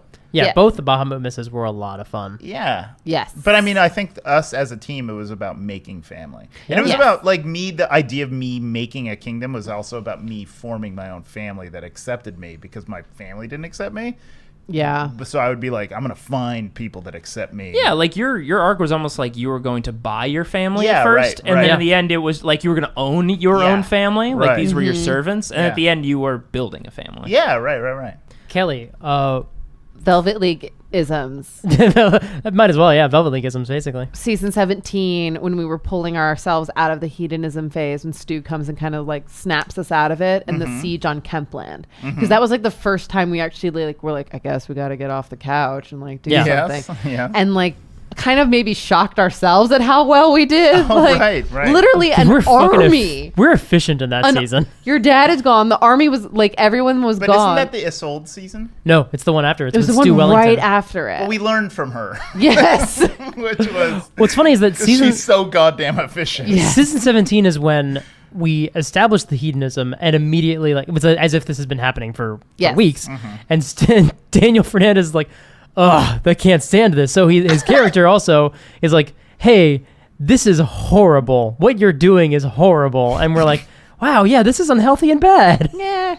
It was when basically all the strife of the outside world crashed into Yep. the hedonism you guys had going on. Right. It's our final self-defense against the world being an apocalypse, and it Yeah. all comes crashing down. Man, they couldn't have picked a worse house to try to raid. Of all the mansions, it was just like, these three idiots, and you guys are like, we'll just summon a dragon, and she'll turn into a dragon, and then we'll kill all of you. It gives me a real Skyfall feeling. You know, when like yeah. you got the manor that's under attack, because it's not Home Alone, because like the people we're fighting are like genuinely actually very powerful. But we are too. We're fucking 18th level at that point. Yeah. And Remember something? what'd you remember? when I tried to save, what was the thing in the cage? The animal in the cage, and I turned The it. griffin. Oh, the griffin? I tried to save the griffin, and I turned it into a turtle. And you then threw I it at the chucked window? It out the window. Chucked it. No, not out. At. The window was closed. We threw a turtle at a closed giant window. The window cracked, as did the turtle, which then became a griffin, which Because just it died instantly upon impact. That's right. or it bounced off the thing, hit the sill, and died. That's Regardless, a Velvet Leagueism. yeah, that's that Velvet because that was us debating how to save this griffin for 15 minutes. Yep. Picking maybe the third worst option or like the third best. It doesn't really matter. And then just being like, oh well, bye, turn into mist and leave. See, I think the perfect, most defining Velvet Leagueism that was from day one, maybe moment one, is in the bar fight in episode 1 where you do the thunder blast. Thunderwave. Thunderwave. Where it not only fucks up the bar, but almost kills half the people drinking in Yes. the bar. And I was like, oh, that's who we are. Our heroes! With a gelatinous cube in the corner. Yeah. It is very much like, instead of somebody coming in and be like, don't worry, civilians, get out of here. So you just feel like, this is a good idea. Bar Blam. fight. Nobody instigated that. I just wanted to see what the fuck would happen if I did Thunderwave in a bar. This is what Turns happens out a lot when of 3 people die. drunks save the universe, basically. Yeah. Yep. Oh, man, I remember that. Then we just tossed their corpses in the gelatinous cube Honestly, and called it a night. Thunderwave never helped us. It was mostly bad. Yeah. The few times where it could have, the creatures made their saves, and it was not effective. Yeah. It was mostly just hurtful. Fun fact, Thunderwave is a very poorly written spell. It's not supposed to come out from you. You're supposed to be able to aim it. But it definitely reads like it comes it out. definitely from reads you. like Yeah, it. Everyone does that. Everyone makes that mistake. Come on, we all know how Pikachu works. Yes. Yeah, You're exactly. not fooling anyone. I mean, what's the exact wording? It's meant to person? be a cube that's like you're on one side of it. So But you it can like definitely it makes it sound like it comes out from you. that's why in my games I just let you do it either way. But why do you say meant to be? Because did you read errata? Yeah, no, the tweeter to Jeremy Crawford or whatever, and they're like, well, no, if you read it more carefully and like line by line, it's like, well, yeah, but you wrote it weird, so here's how we're gonna you play wrote it. it bad. Own up to your mistakes. Yes. I mean, I understand the errata is like meant, but if it's in the book, It's basically like if you because it says personal. I think it's if you cross reference it with their description of the section of magic no one ever reads, which is like the delineation of spells. Yes. It's like, oh well, yeah, that's why, because no one reads that section. Yeah, right. What you mean? everybody always just reads the stats. Yeah, exactly. The actual Yes. spell. Right, So. right. But anyway, We're not nerds. we have a Dungeons and Dragons podcast, Kelly. No, I Kelly, know. you're not. That's the joke. Yeah, we're not nerds. Of course we would know that. Yeah. But no, Thunderwave really doesn't work. It even It's- even if you could control it and direct it, like it's the way that it's built. It's just like, oh, I'm gonna hit. You this, know what? You like know tsunami how it or works? fire blast. Is that if you're alone, surrounded by goblins? Yeah, there you It's the go. only time it works. Yes. Or and boom. True. but also like the problem too is that we out leveled it so quickly. It's great for level 1 and 2. 1 through 3. Yeah, 1 through 3, and then we're like. Then once you can get fireball and then lightning and all that kind of stuff, it's pretty much- Moonbeam. or moonbeam. Moonbeam up the motherfucker. Yeah, That Kelly actually- kept using Thunderwave. Be Okay. amazing at level You know- 20. You know what? I'm gonna thunderwave you, Vex. I thought the Stand back. watery places it would be more effective, like in Pokemon, but I was wrong. I know you made a lot of imagination choices. I made a lot of mistakes. It's all good. That actually reminds me, thinking of Moonbeam, we got a question from @GauntPhilosophy on Twitter regarding those unique abilities the Velvet League got after reaching 20th level. What was Izzy's? Oh, yeah, I and never why, used it. And why did you never use it? Oh, funny.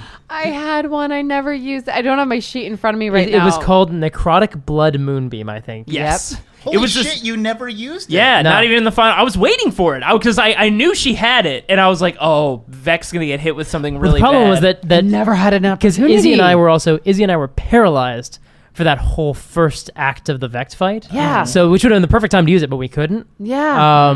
Which was sort of the issue. And then when we got to the second part of it, all the targets were moving around, and we didn't know which Vex was real all the time. So it was, it just circumstantially didn't work out to be used. Did in I that. only use the Horus armor once? Twice? used it What? twice. Yeah. You used it on the boat, and then you used it in the first part of the Vex fight. Oh, okay, got it. Yeah. All right. Yeah, so it was Necrotic Blood Moonbeam, which is essentially just like a really, really mega moonbeam effect. But instead of like that like translucent pearly, I think it was like necrotic light, It's radiant. radiant light, Your version- necrotic damage. Your That's what version it would was. have done necrotic damage. It was just blood. Did you invent it?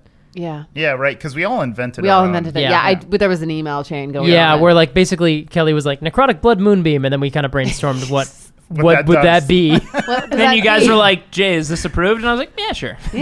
Yeah, So I think we it's sent Jay like 3 different yeah. versions. Yeah, We're 'cause like, I think there was one that was like, I was like, no. that was also the insane. email chain. and we were like, please, Yeah. can I just turn that blood into acid, please? Oh, I think I remember that. I remember Essentially- the no. Yeah. I think it was like because the first one was like it dealt like a bajillion damage when you stack it all. Because I think it was like it dealt like almost 60 damage every round. No, it turned people's blood to acid. Blood into Essentially- Oh, acid. yeah, so- essentially. oh, that's right. And I was like, no. Oh, okay. I knew it was a yeah. pie in the sky, but look, you miss 100% of the shots Yeah, you don't that's take. true. That's That's true. true. That Michael was the Scott. yeah, that was the same email chain where I was like, and Gloria's the thing. Yeah, that's right. Bleep bleep bleep. P.S. Gloria. Big old fat little Wolverine. Gloria Yeah. disappears in like episode 17. I think you guys No, leave her. I she's think you guys leave her on that 14, island. I think. No, she we goes left with her. my mom. We left her with mom. Yeah. That's right. true. That's right. After season 13. Yep. I have some back to our finale season questions. One of them is actually kind of concerning the whole campaign from Walter Vermeyen. Jay, could you mention some of the more far-reaching clues of Vect's actions that were scattered previous to season 9 when our enemies, or not the enemy, but the agency, the organization, Bob, revealed itself for the first time? Yeah, so I mean, probably one of the earliest ones is definitely season 5, where you guys meet the Slotty for the first time, where like they're coming through, and essentially it's not as much as like they're just trying to kill people in a cabin, like they're trying to escape Limbo, because that's the start of when like the disruption is happening there, and they're trying to get out of Limbo because something has happened. So these are refugees. Pretty much, yeah. And there was obviously that. There was obviously when you took Black Rock Valley and you had the first encounter with one of his earliest prophets, which was that Death Slotty that he had trained. Pharaoh. Yeah. Or Farah. Pharaoh was her name. She changed to Pharaoh, just like his name originally was Cassian Eld, who changed Got to it. Vect. So like that was like her Darth Vader name, basically. Okay. But basically Pharaoh, that's who you met like the first time, like one of the new Slotty, like his new versions of them. is the first time you ran into them. And Because they shifted from Githyanki or Githzeri to Sladi and back. They were looking like Githzeri, and then they revealed themselves to actually be Sladi. Yeah, and that was also, there was a bit of like with her own character, there was like this whole backstory to like Vect met her and like met the other Githzeri. He trained up in Limbo, then like created this whole revolution. She joined him, and then all this kind of stuff happened from there. Yeah, but that was probably the earliest one in season 5, where you see the Sladi escaping Limbo and the Moondrop Lily. Another question for you about pre-planning. A question from Amanda. When was the moment you realized Horace was an Aasimar? Was it always going to be revealed in the finale, or is there a way it could have been realized sooner? There was a moment where I was planning to do it potentially sooner, and it was around the Carceri arc, but it just didn't make sense at the time to do it. There was a chance that it might happen when that first Sladi came out of the flask, and there might have been a scenario there where you ran into the disease and we realized that you are resistant to it for an obvious reason. So there could have been this organic growth into it. Yes. Yeah. Like and really what it was is like I had hinted at it for a while, but like before you kind of blow your shot on you turning into a full-blown Aasimar, I could only do so much without giving away the entire game, which is like occasionally you would touch something and it would light up. Occasionally you would see things in the dark and you would have dark vision. Like occasionally necrotic damage wouldn't hurt you. Like it was just slowly trying to tee up that something different had happened to us. I like that I personally as a player was like, well, who gives a fuck? You touched something and it lit up. Oh yeah, everything's magic. All right, well that's just how it is. back to me. And meanwhile, I'm just sitting there being like, man, just Jeremy's asking no follow-up questions. Yeah, I know. I wonder if he's noticing these. Yeah, They're not subtle breadcrumbs. I didn't notice anything. I really didn't. Yeah, I would randomly just be like, yeah, you know what? I didn't. Oh, God Did you? bless. No, fuck no. Yeah. No. Didn't notice a single thing. But weirdly enough, I still think it's a really satisfying payoff. It is. Yes. Yeah. It happened. Even that I didn't know any clues going up to it, I was like super satisfying payoff. It worked That's really great. well, yeah. Yeah. I'm it works really well. Because it was definitely not meant to be played as like a Deus Ex Machina moment. Right. Like I've been waiting to unleash the Aasimar Horus for a while. You have recorded proof. I have recorded proof. Yeah. I think 4 seasons of me being occasionally like, you look down this dark thing and you see something for a moment. Oh, but then it goes away. And I actually now remember that I was in the Elder Brain world and I had dark vision for a second. I was like, I don't know. Everything's weird. It's like, I don't know why. Weird that Jay forgot that I don't have dark vision and just corrected himself. Yeah. Just going to let that slide. It stayed in the edit, No, too. I just remember being like, I'm in a psychic weird world. Right. I don't know. Like, Fair you might enough. have rolled something. Then the surprise worked even more so. Yeah. Yeah. That moment where he becomes an Aasimar So was such an iconic moment. It was so good. That was like transcendently well done, Jay. Yeah. I remember thanks, guys. we were so, God, we just got this high off of that moment. yeah, it was. Well, I was so excited to have you guys, like, I want the Velvet League to win. I'm going to make it hard, which I thought that last fight was pretty darn hard. You Yes. guys, like, you guys did some crazy shit. And I thought that we were didn't actually expect. doing a really good job, but we were like still. We were still working. We were having a doing hard no damage to Vex, Yeah. was the Yeah. problem. Oh, And we yeah. were taking 30 damage a turn for those of us who were infected, which was Oh. Kelly and I. I was down to 30 or 20, I remember. Yeah. And you guys had that mansion idea very early on, which Yeah. when I always had like the Limbo, like he was going to have like this kind of health and it was going to be hard to hurt him because of Limbo and all these kind of things. And I was like thinking to myself, I was like, there's a couple of things you guys could potentially do to take him out of Limbo. Like if you get to the controls and shut off the lock and somehow pull him out, like there were a couple things. But when you guys came up with the like mansion within a sub thing, I was like, this is great. I was like, this is a great idea. Especially because I think the mansion became kind of a character. It did. Yeah. Like I came to look at the mansion as like a Sweeneyism. That Yes. there's so many Yes. Sweeneys, and all the pictures are like your life and your. Well, all the feelings. members of the Velvet League. yeah. Right. Like that mansion was like kind of a weird part of our team. Yeah, Yeah. it was like a fourth character in the adventure. Yeah. True.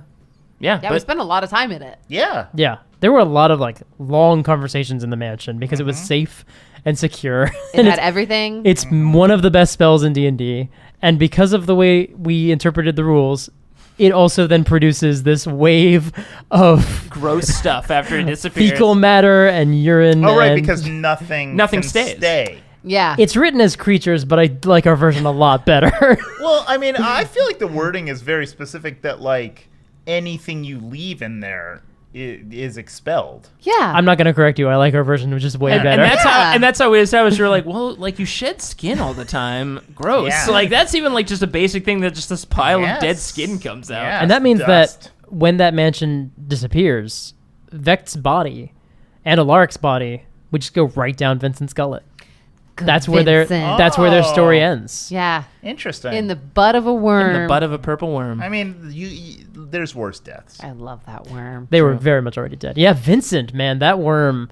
That was a worm. good callback. By the way, Bringing that the- was one of the moments where I was like, Kelly is being so stupid by running towards this worm and going, I'm going to go get a worm. Oh, you like that? I was like, fuck, dude. And then Jesus I heard Christ. you say freedom of movement, and I was like, "Oh, this is a good plan. And then, this is a and really then good we plan." suddenly have a siege tank worm, and I was Yeah. like, sometimes I'm wrong. and then also transporting it through the tree. Yeah. And I was like yeah. very much like, you can't do Yeah. that. And you're like, I'm it like, doesn't yes, I say anything. can. And I was Yes, like, I can. I think that's yeah. the best, most powerful, most level 20 thing you ever did. Yeah. Was give us Vincent. befriend Yeah. a purple worm. Like, Giant skyscraper size worm. what more can you ask Irish worm. from? What more can you ask from a Nothing. level 20 druid? That's what I love, because actually when we were in the Underdark and we saw Vincent first, because remember, Oh, you were like, oh, that's my boy. Vincent was that no, first I was like, the fuck is Yeah, that? that was the old. That was the one I almost died. We That was almost died. We almost and died. that worm was about to get like sicked on us, Yes. and I knew, I'm like, oh, we can't fight this worm. And No. then and literally it just fell in the hole. Yeah. And when it did, a little bit of piece of me, I was like, oh, I want it back. yeah. Oh, Well, And without even having to I voice had it. plans for that worm. there it Dude, comes. oh no. So that's an adventure. I could tell that we fucked up because I was like, one, I feel so like we're not going to win this. So I was like, let's cut this off. And I knew that he had more plans. I knew Jay had more plans, but I was like, I feel very uncomfortable about where we are with, With the the purple bridge. worm? With the bridge was just such a fucked Yeah. place. And I was like, all right, cut it off. We're out of here. Yep. Get the purple worm out of here. I'm calling it. Drop We're it down the fucking outta hole. here. We're Yeah. leaving immediately. Yeah, we're leaving. Tap Adventure out. over. Because Yeah. we didn't resolve any of those relationships with the Giants. Well, no. Here's the thing. We're not we talking about the didn't. Giants, though. This was in the drought, and I we messed actually, up. I think we made the exact right move. We killed the priestess that they didn't know was a demon, and we didn't hurt any of your family members. I think that was our best play. and then got out of there. and we left. Yeah. But yes, And- also the giant thing you guys also just Yeah, we fucked that fucked up, right too. off. Yeah. Like, Back you guys to were back. we were like, almost. we're out of here. We're out of here. Because there was a whole nother Yes. villain and coup thing going on. You guys were like, well, Nope. let's get the hell out of here. We I know. found the children. This is not our problem. Yes. Bye, everyone. Yep. Oh, by the way, now we can ask, who was the real villain in the Giant Adventure? Was it the cloud giant that didn't have the evil voice? It was the cloud giant that didn't have the evil voice. Because there were two cloud giants. One was good. And One was obviously like very like, I'm super evil. Yeah. But it wasn't him. They By were the way, good. if you play with Jay long enough, you start to recognize certain voices that are like, oh, that's a villain. Like even if it's not supposed Which to be. he did on purpose so that this time, This one was Oh, a but misdirect. that was a supposed to be the misdirect. misdirect. Okay. Yeah. which I only have now, like after thinking about it more and like going back Yes. and re-listening, being like, man, the things he says, and he's very like sly in his comments. He's the good one, I think, and the other one's evil. So Jay, you know your own villain voices.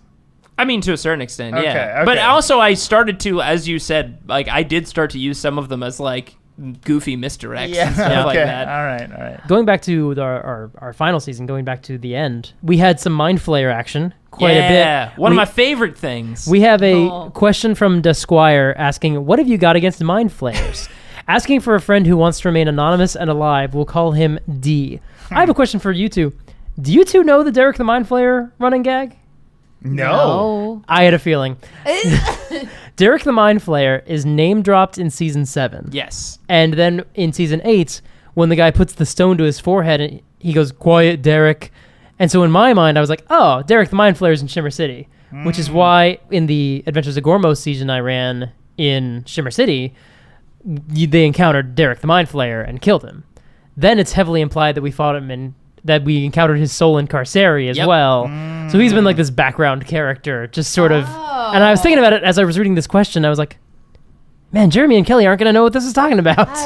So I'll be totally honest. I don't listen to our podcast. Yeah. Nor have I ever listened to even the Gormo episodes, which I know are awesome. But I was like, I do it. I'm there. I can't listen. I live it live. I lived it live. I can't do it. I actually do. You listen to I do. Oh. I go.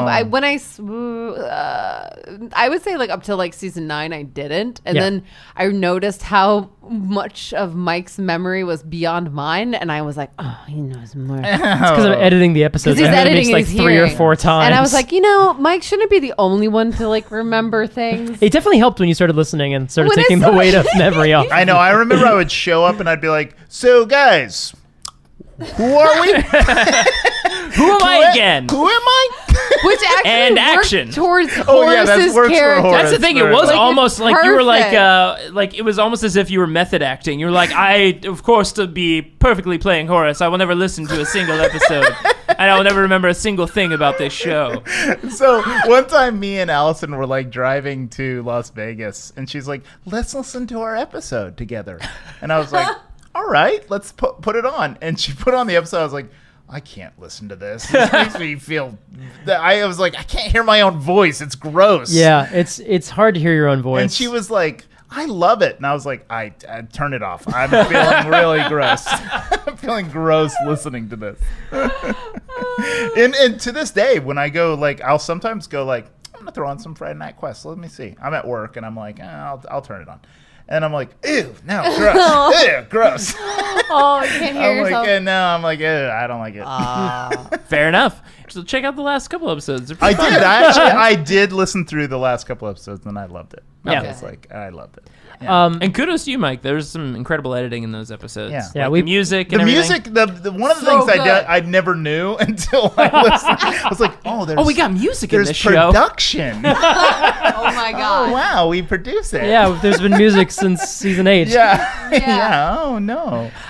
No, those final 2 episodes were a beast to edit because of all the things that's going on and all the spells and Lots all, of combat. lots of combat. And combat's always a toughie to edit because there's so much going on and people don't want to hear us do math and roll dice. Like that's not why people tune into our show. They're Especially for like the final fight. Yeah. You gotta keep pacing, but also don't skip over dice rolls because that's the game. Exactly. So it's a tricky line to balance, but that was one where I had the edit and then I knew the song that we were going to use that we'd commissioned, which I have to give another There's, shout out. Hey, now you're an all-star. Hey, now you're an all-star. By Man, Smash it's Mouth. amazing how they gave that to us. No, we went to the musician Kyle Fryer and commissioned a piece of music inspired Oh, by that was amazing. our intro theme, and Yeah. he crushed it.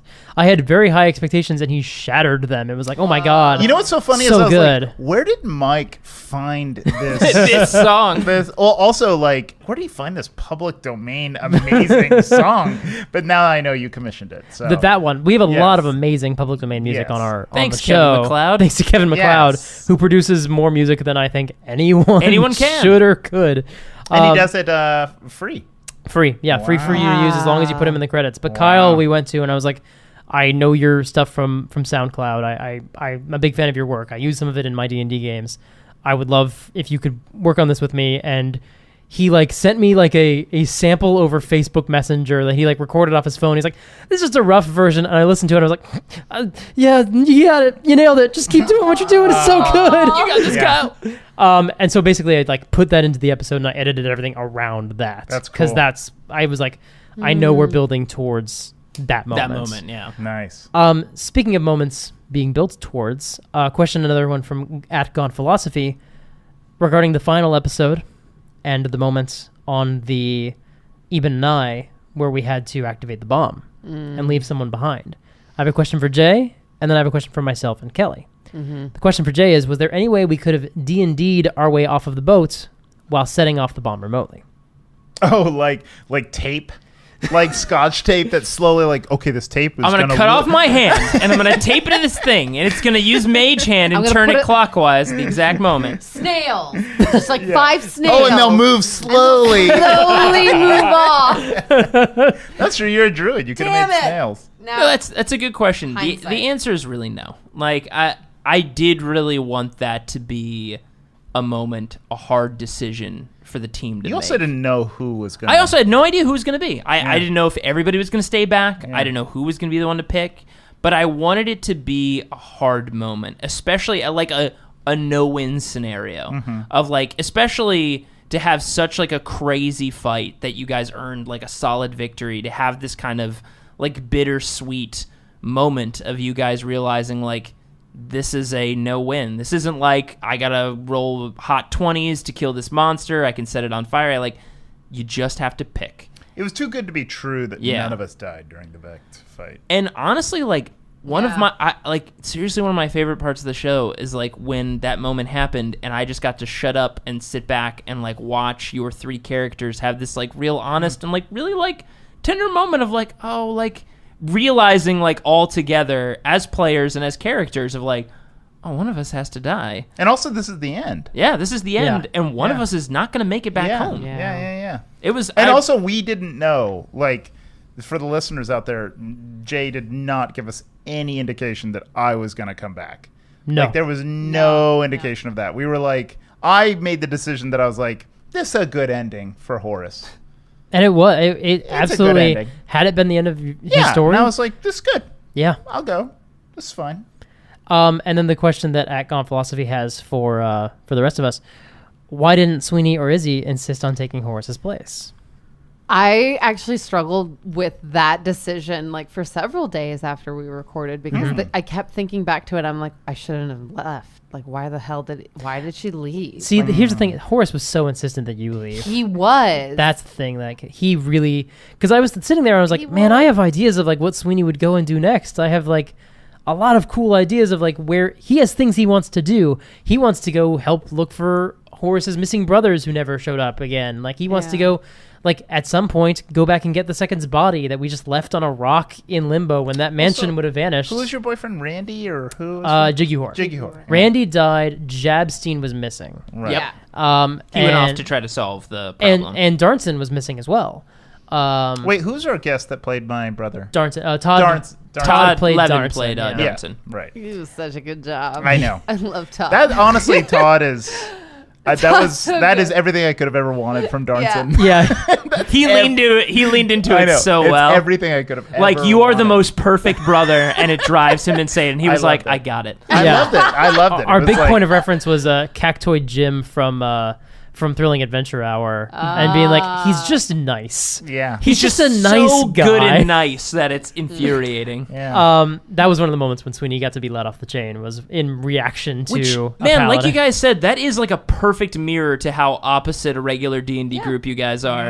Of like, to put an actual D&D adventurer in your group creates such disruption. Yep. Like oil and water. Like, this guy who's just like, we're going to help people and it's the right thing to do. And you guys are like, Get outta here. terrible. Jay, I disagree. I think all D&D adventurers they call them murder hobos. Yeah, that's true. we That's are true. we are closer to the norm, Yeah, I think. we're I guess they closer. have these moments like where the fog clears and they're like, no, I actually will do good. But you're right. Most of the time it's like, Dodson- why don't we just loot this house? Darnson is good. what people think they're playing. That's true. When they play D&D. Yep.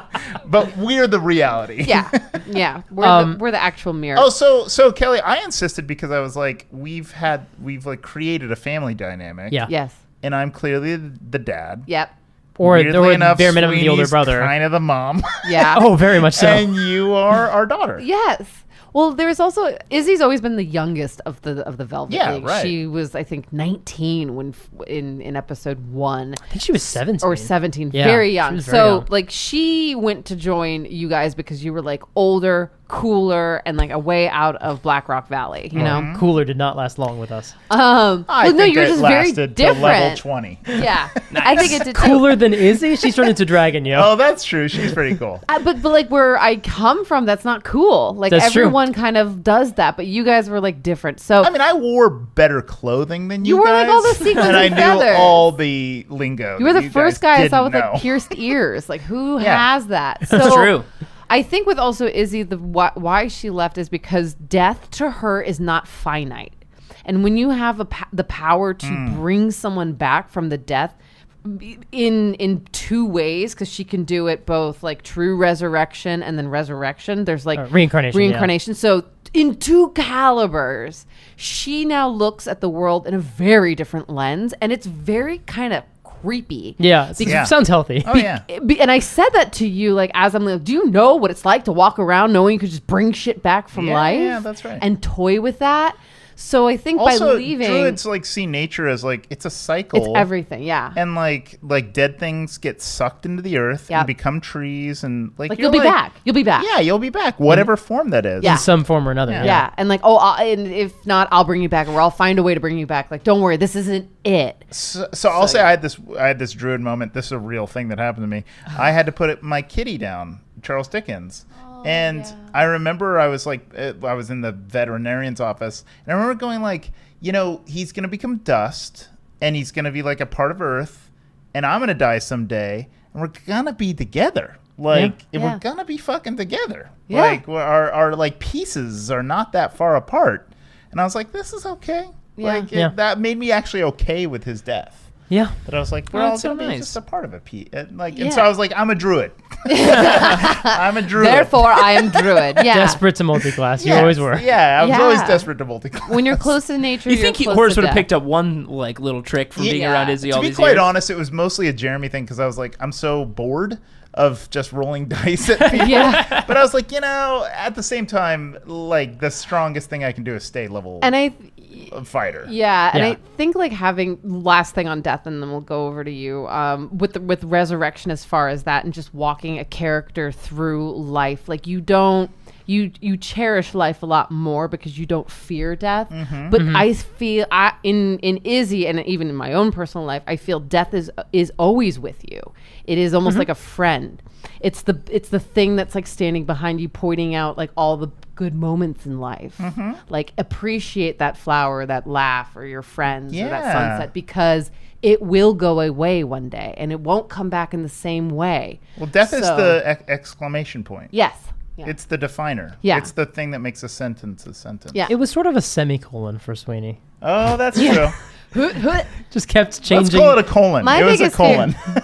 Yeah. Changed direction for him. Sweeney died, colon, super cool. Again. Yeah, Sweeney. That was the thing that Sweeney. I wrote about this a little bit on Twitter as we were getting ready to record those final episodes. I found my old notes from back when the original playtest for D&D 5e was out, and the original version of Sweeney was there with like a lot of the same backstory. Like a lot of that stuff didn't change at all. Some like mechanical differences, like in terms of like you would have known more languages because that used to be based on your intelligence modifier and like other stuff like that. But like the idea of him was always there, and then through play he became much more anxious, much more of a nervous Nelly. Whereas he was originally going to be more of like a cool John Constantine. I think what happened was I took away his cigarettes because I didn't want to play a character who smoked, and I took away his terrible For the kids. for the kids, and I took away his terrible British accent for the kids. And I Yeah, mean, we because- crush it in the 9 to 12 We don't wanna category. push I mean, that. we're like number one. And so because of that, he just ended up being a much more, because of how I looked at the game and how I was sort of, the one editing it, and I knew of the thing that was happening, and I was the guy taking notes. He ended up being just kind of like this weird, anxious guy who remembered everything and was always like, okay, all right, cool. We just got to deal with this problem and move on, guys. And nobody asked about my backstory, and like had no chill ever. But he was a very interesting, like, Sweeney has no chill is a really actually good That's describer. exactly it. Sweeney Good had describer No of chill. Sweeney. Sweeney had no chill. And the moment, actually, I remember having a lot of conversations with Jay about how Sweeney never thought he deserved forgiveness for what happened in his backstory. Or No- anything good that Yeah. happens or anything to you. good. I mean, that's the thing was why every time we got close to like, oh, Sweeney's friends like him, he's like, all right, well, Sweeney's going to leave now. I'm gonna go. Or Sweeney's going to like say something dickish and like, fuck up another Bahamut miss because he doesn't like being liked because he doesn't feel like he deserves it. And literally the moment, and I talked about this in the final episode as Sweeney, was literally the moment where that changed was when Alaric was like, you can't make wishes anymore. And Sweeney sitting there just thinking, what else would I wish for? I'm good. I kind of got it. I'm set now. And it was literally this moment of like, oh, Alaric tried to put me off balance, and it totally backfired. And it didn't work because you're balanced. That was the moment that balanced me. It was like seeing that, being like, oh, you don't mean anything to me anymore. Yeah. I'm all right. I'm now. past you now. I'm past you now. And that's why that moment doesn't immediately erupt into violence. It's like kind of Sweeney, like when you see an ex and they say something Yeah. mean and you're like, well, you're the problem. Yeah. it's like looking at that and being like, I'm It's not kind of me. glad it's Yeah. over now. Yeah, like, I'm so over you. I think the Like, meme Yeah. is you have no power here anymore. Yes. And that's the thing Yeah. is like, 2 hours earlier, Sweeney probably would have stayed because he hadn't quite reached that equilibrium. But at that point, he was like, no, I can contribute to society now. I'm ready. I'm ready to move forward. And so that's why he didn't stay and didn't try to talk you out of it because he So knew. you joined Caltrans to fix the roads? Boot boot. Yeah, he was I just also like, needed somebody. You knew I couldn't go away alone. Like I would lose my fucking mind. Kelly, by the way, you broke my heart after that plane shift. The way you said no afterwards. And Yeah, that was it broke my heart. That was real. It was very real. I know. It because was, again, also you guys had no idea that Yeah. Horace was Yeah. going to potentially live. That was it. Yep. Yeah. Yeah. And that brought us to the Umbernacht scene Yes. with Horace. And at Gone Philosophy had a question about that as well. The Umbernacht scene was really excellent, he says. When did you come up with that? And will we ever learn how Bahamut escaped Vekt's incursions? I don't know if I want to reveal how she escaped Vekt's Because we're going incursions. into a new series. Right. Yeah. And there's other things to talk Yeah. about and to answer Yeah. because the world is not changing. We're not like now we're going to Eberron or No, it's whatever. the same setting. Some time will have passed. We'll make some more announcements in a bit Yeah. about what will have changed, but it's the same setting. These setting. events happened. Yes. But the Umbernacht thing, I actually knew it was going to happen when Umbernacht died. And I remember I actually really struggled with Umbernacht dying because I did not know Umbernacht was going to be in the final adventure. Oh yeah. because we told You we've drawn him with you us. gated him in before you went into limbo. That's right. And we you were brought like, Mike it's going to be Yale, great too. to have Umbernacht. drag And the thing everyone is, we like- love into this. I knew that all of you got like obviously like I didn't like accidentally like oh Vect show up and I guess he kills you now like I had those beats planned Yeah. right but I You're didn't like- expect Umbernacht to You're be part like, of the party oh, there God, this is going to happen. and I knew everybody in that group was gonna die. Yeah, I knew wow. all of them had to die. I knew Mike Yale was gonna get captured because he was gonna want to experiment on him for the angel stuff. Yep. But Umbernacht had no value to Vect. Can to I be just alive. say that this entire adventure, or as long as we've known him, I always think of him as Mike Yale. I know. You. Mike Yale? Mike. Yeah. Mike Yale. Hi, Yo, it's Mike Yale. Yo, it's Mike Yale. Oh yeah, Mike Yale, get the fuck over Yo, here. Mike Yale. Yo. Dude, Mike Yale just dropped the hottest track. Mike Yale's got so many hot tracks. But I knew he was gonna live, or be tortured and then eventually die, and then be brought back again. But Umbernacht had nothing, and I was like, literally, I remember before we did the recording, I was like, I actually was really sad that I was going to have to kill Umbernacht, and then that's when I was like, well, I guess I definitely have to kill him now because I'm sad about it. I thought he had a great arc. I thought he did I think too. so, too. I thought it worked out great for that Yeah. was the close. But I did I was like, well, he's gonna go to this. Horace is gonna go to this space. Because when I presented Umbernacht to you, Mm-hmm. I was really, as a DM, because I've DM'd plenty, Yes. I was like, here's a little thing To play with, to play with. and I That absolutely could be a loved good it. guy or a horrible bad guy. Yep. And I wanted you to play with him. And I went into Bahamut going like, that guy's our bad guy. And he wasn't. Umbernacht actually wasn't our bad guy. But I Never actually wasn't. thought it was going to be. Because he acts really shitty. Yeah, he that does. first Bahamut. But that's the whole point. It's Yeah, it's yeah. the misdirect, and the right. gold dragon's actually the Yes, bad one. yes. But and that's also kind of the theme of the story. You don't really know who Yeah. the heroes are. Yeah. Chaos is good, order is bad. Yeah, right. But with Umbernacht, I knew after he died, and with him dying before he could finish his last line, I was like, oh, okay, I think I know what's going to potentially happen here. And especially with you being the one to go, that you were the one to stay, and you having that connection to Umbernacht, it only made sense that it was going to be Umbernacht. I was going to ask, if it had been Sweeney or Izzy instead, would it still have been Umbernacht? And would you still have dropped the reveal of Bahamut as a she for that payoff? That was definitely all... Like, there are some things that I can say, like, I had bits of. I did feel like at that moment, no matter who it was going to be, it was probably going to be Umbernacht. Because he had become, like, very much a character. And, like, it really solidified when it was you staying behind Horace.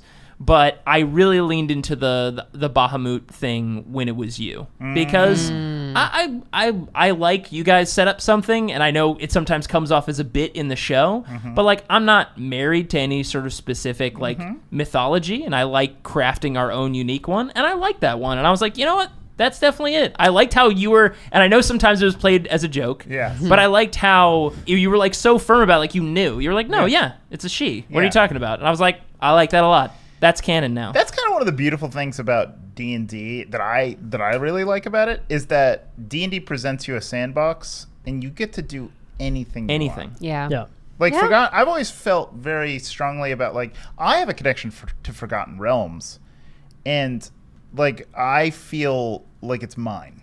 Like, I don't think it's of it as Wizards of the Coasts or TSR's, even though it's existed for like 30 years or longer maybe. But I think of Forgotten Realms as mine, which is crazy because it's so fucking marketed. Like the Sword Coast and Baldur's Gate and all. But you've created so many personal memories and things there that you've created. It's yours. Mine. Yeah, it's amazing. Yeah, it's mine. It's mine. I want it. And I think it also, like, I think in some of the ways it works, I think it works well even in the narrative if people knew, like, you know, Carceria is a prison place and, like, you know, Bahamut is a he or whatever. But I like that even in, like, regular world, like, you don't fucking know everything. Like, you've read books about it, but they could be totally wrong or misrepresent the information entirely. The fact that there's, like, 800 different sects of Christianity exactly. makes me go, like, well... We do it all the time in our own Do we really know who Lolf is? The number one thing that they talk about. But yeah, no, it's true. Like, it's all written down in these books, but, like, people got it wrong, probably. And in this one, Horace got it right. Right. Yeah.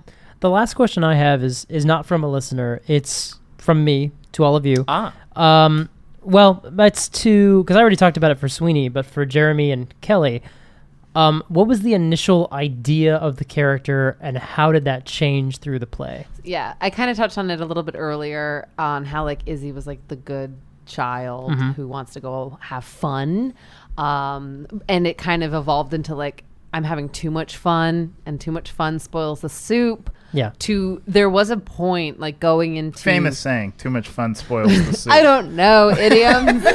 I don't know, like, or anecdotes or anything like that. I make them up. I'm like, the bicycle, of course, is ham. Spoils the soup. Put it on a pillow. Go ahead. I don't even know. Too much fun spoils the soup. As you know, 2 birds in the bed is better than a bush. Cat's coming home tomorrow. Like, I don't know.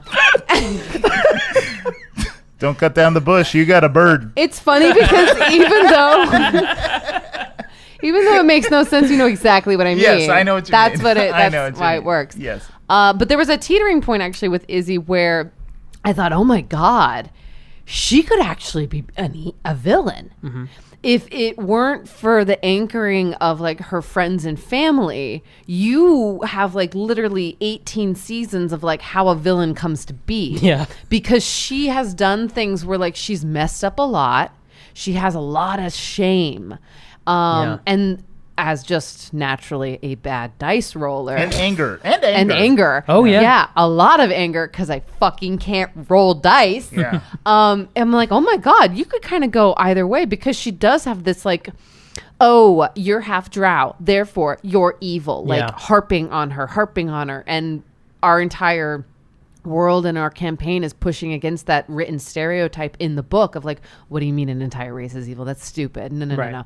So like, I'm like, actually, what if they're right? What if like you can't fight it in the end and you actually just saw like the birth of like the villain and you know how she got there? Yeah. What a dark ending that would have been if both of you stayed on the Eben and I and Izzy came back and was the only one to live and the death of the two of you broke her and she became like the biggest villain ever. Yeah. That's why I'm kind of glad that like Sweeney came with, because I'm Yeah. like, oh no, I need something. I mean, all three of us are villain origin stories. Cool. If they go a different direction. Cool. Copy my idea. I get it, Jeremy. Copy my idea. I mean, I'm saying like all three characters. I was a villain in my origin story. Yeah, exactly. I mean, Yeah. you push us the right way. I think that's just humanity. Like, True. Yeah. all of us are villain stories if we make bad decisions. Is there a moment that you think of as like the moment where it shifted, or is it just sort of the sense that it could have gone one way, but for the grace of the Velvet League? You know, I know there there it was when you brought him back. I thought that was the moment where I was like, she's good. When she The brought moment- Sweeney back to life? when you brought first Sweeney time? back, yeah. Well, I was like, oh, Yeah. she's doing something unselfish. Yeah. And it was like hard. It was hard. It And was you awkward. weren't like, it wasn't about you, and it wasn't like you weren't, it was like very selfless, and it wasn't easy, and you were like working at it. And I was like, oh, she's really like cares in a way that was like not about you. I have another moment where I think the moment was the end of the ambiguity that she might be evil, which was when Sweeney was casting lightning bolt at the woman who had the intellect of 1, and Stu was like trying to stop me, and you did the hold person of like, no, just stop all of this. All of this has to stop right now. And I remember thinking like, okay, cool. She's not down with torture. Yeah. Like there was a line for Izzy, and somehow Sweeney found it and crossed it. Yeah. That's a scary thought, because Sweeney always thinks of himself as the pragmatic, like reasonable, level-headed one, but he's not. I mean, he is only by comparison, but he's not any of those things necessarily when emotion overtakes him. But that moment of Izzy being like, no, this is wrong. What's happening here is horrible and wrong. That I remember thinking like, yeah, Izzy's one of the good guys. She's one of the better of us sometimes. Yeah, but I will say, like, there were some points, even I think it maybe in 17 or 18 or other, I had some really crap roles for several episodes where I was trying to help. Yeah. But as I tried to help, I was just making things worse. And it started to, like, eat away at her psyche of just, like, you know what, maybe I can't do anything right. And if I'm not going to do anything right, I'm going to excel at being the worst. Yeah. Because, like, if you can't, I got to be good. And if I can't be a good, I'll be a good bad. Yeah. But fortunately, But thankfully, we made it out. Turned it around. So I didn't plan on the character at all. I based everything on dice rolls. Yeah. Like, because it was Noble was the dice roll that came up for the thing. And For so the it was background. like, and by the way, that's how I like to play D&D as a character, is I like to roll on my stats. I like to base the stats on, like, base a class on the stats I roll. And so I think we decided on fighter, and then you rolled the stats. yeah, for that. that might but- be true. Yeah. because we were like, we need a balance. Yeah, we needed a fighter. To be So- fair, You like were all fighter about is it. a pretty malleable Yeah, class, right. though. There was a lot of ways it could have gone. So, but I remember feeling the sense of like, what are these die rolled? That's what I'm going to play. Like, let's go. Like, I don't care. And when we rolled that I was a dandy, and that I was a noble, Yep. and that I was self-centered, and that I had like a personal object that was important to me. It was the vial of dragon's blood. Yeah. Oh, that's right. It was a vial of dragon's blood that was important to me. I was like, that's my mom's blood. Because I think that's when I- you established, like, my mom's a dragon. Yeah, and it had to be a stepmom because you're like, you're not half dragon. Yeah, you're not Jeremy. half And I was dragon. like, well, and I remember Jay said that, and I was like, well, then it's my stepmom. Because Jay was like, well, it can't be your mom. Which, by the way, because- as like a DM, like most DMs, that was like such a gift. I was like, oh, can't wait till we meet the family. This is gonna be great. and I was Slash a burden, because then there was also the matter of, well, how do we have drama at the Kemp Estates? Yeah, when that was mom's a dragon? in early levels. That was always a bit of like, how do I make the silver dragon not be part of any of these problems? right. And so I remember in the beginning, I was like, all right, well, I have to live up to these die rolls, which is that I'm a piece of shit. Like, that I'm a human turd. Yeah. That like sees people as lesser than me, and that is a noble, which is a rich person, which is like shitty because, you know, we know what rich people do and are. And so I remember feeling this sense of, like, early on being like, I have to take on a persona. And it was only probably, like, around episode 10 or 9 that I was like, okay, I can finally be me. Like, I can finally just be Jeremy. Do you mean like, episode or do you mean like the season? Season. Season 9. Yeah, season 9, because he had changed enough. Yeah. To where he didn't have to call people slaves. And he also didn't have to, like, there was a lot of times I was like, I have to take on a princely demeanor. Yeah. And I would try that sometimes, and I'd be like, I don't want to be that, but this is the character, you know, like, that I would. It's also exhausting. It was exhausting. You would leave a recording session just fatigued. I would. Just emotionally drained. I mean, yeah. I would. I definitely would, because I had to stay in Horace character. And it was... and also, on top of that, I was also very much trying at the same time as a selfish character to try to make that our guests important. Have a good time, yeah. Yeah, so like there were so many episodes where me and the guest are like fighting over a girl. That's one of my favorite. I was about to mention when you and Fimian Yes. In season 3 are fighting over the affections and you're debating about like making your edible arrangements and Jonathan Keltz did such a great job too with like steering into.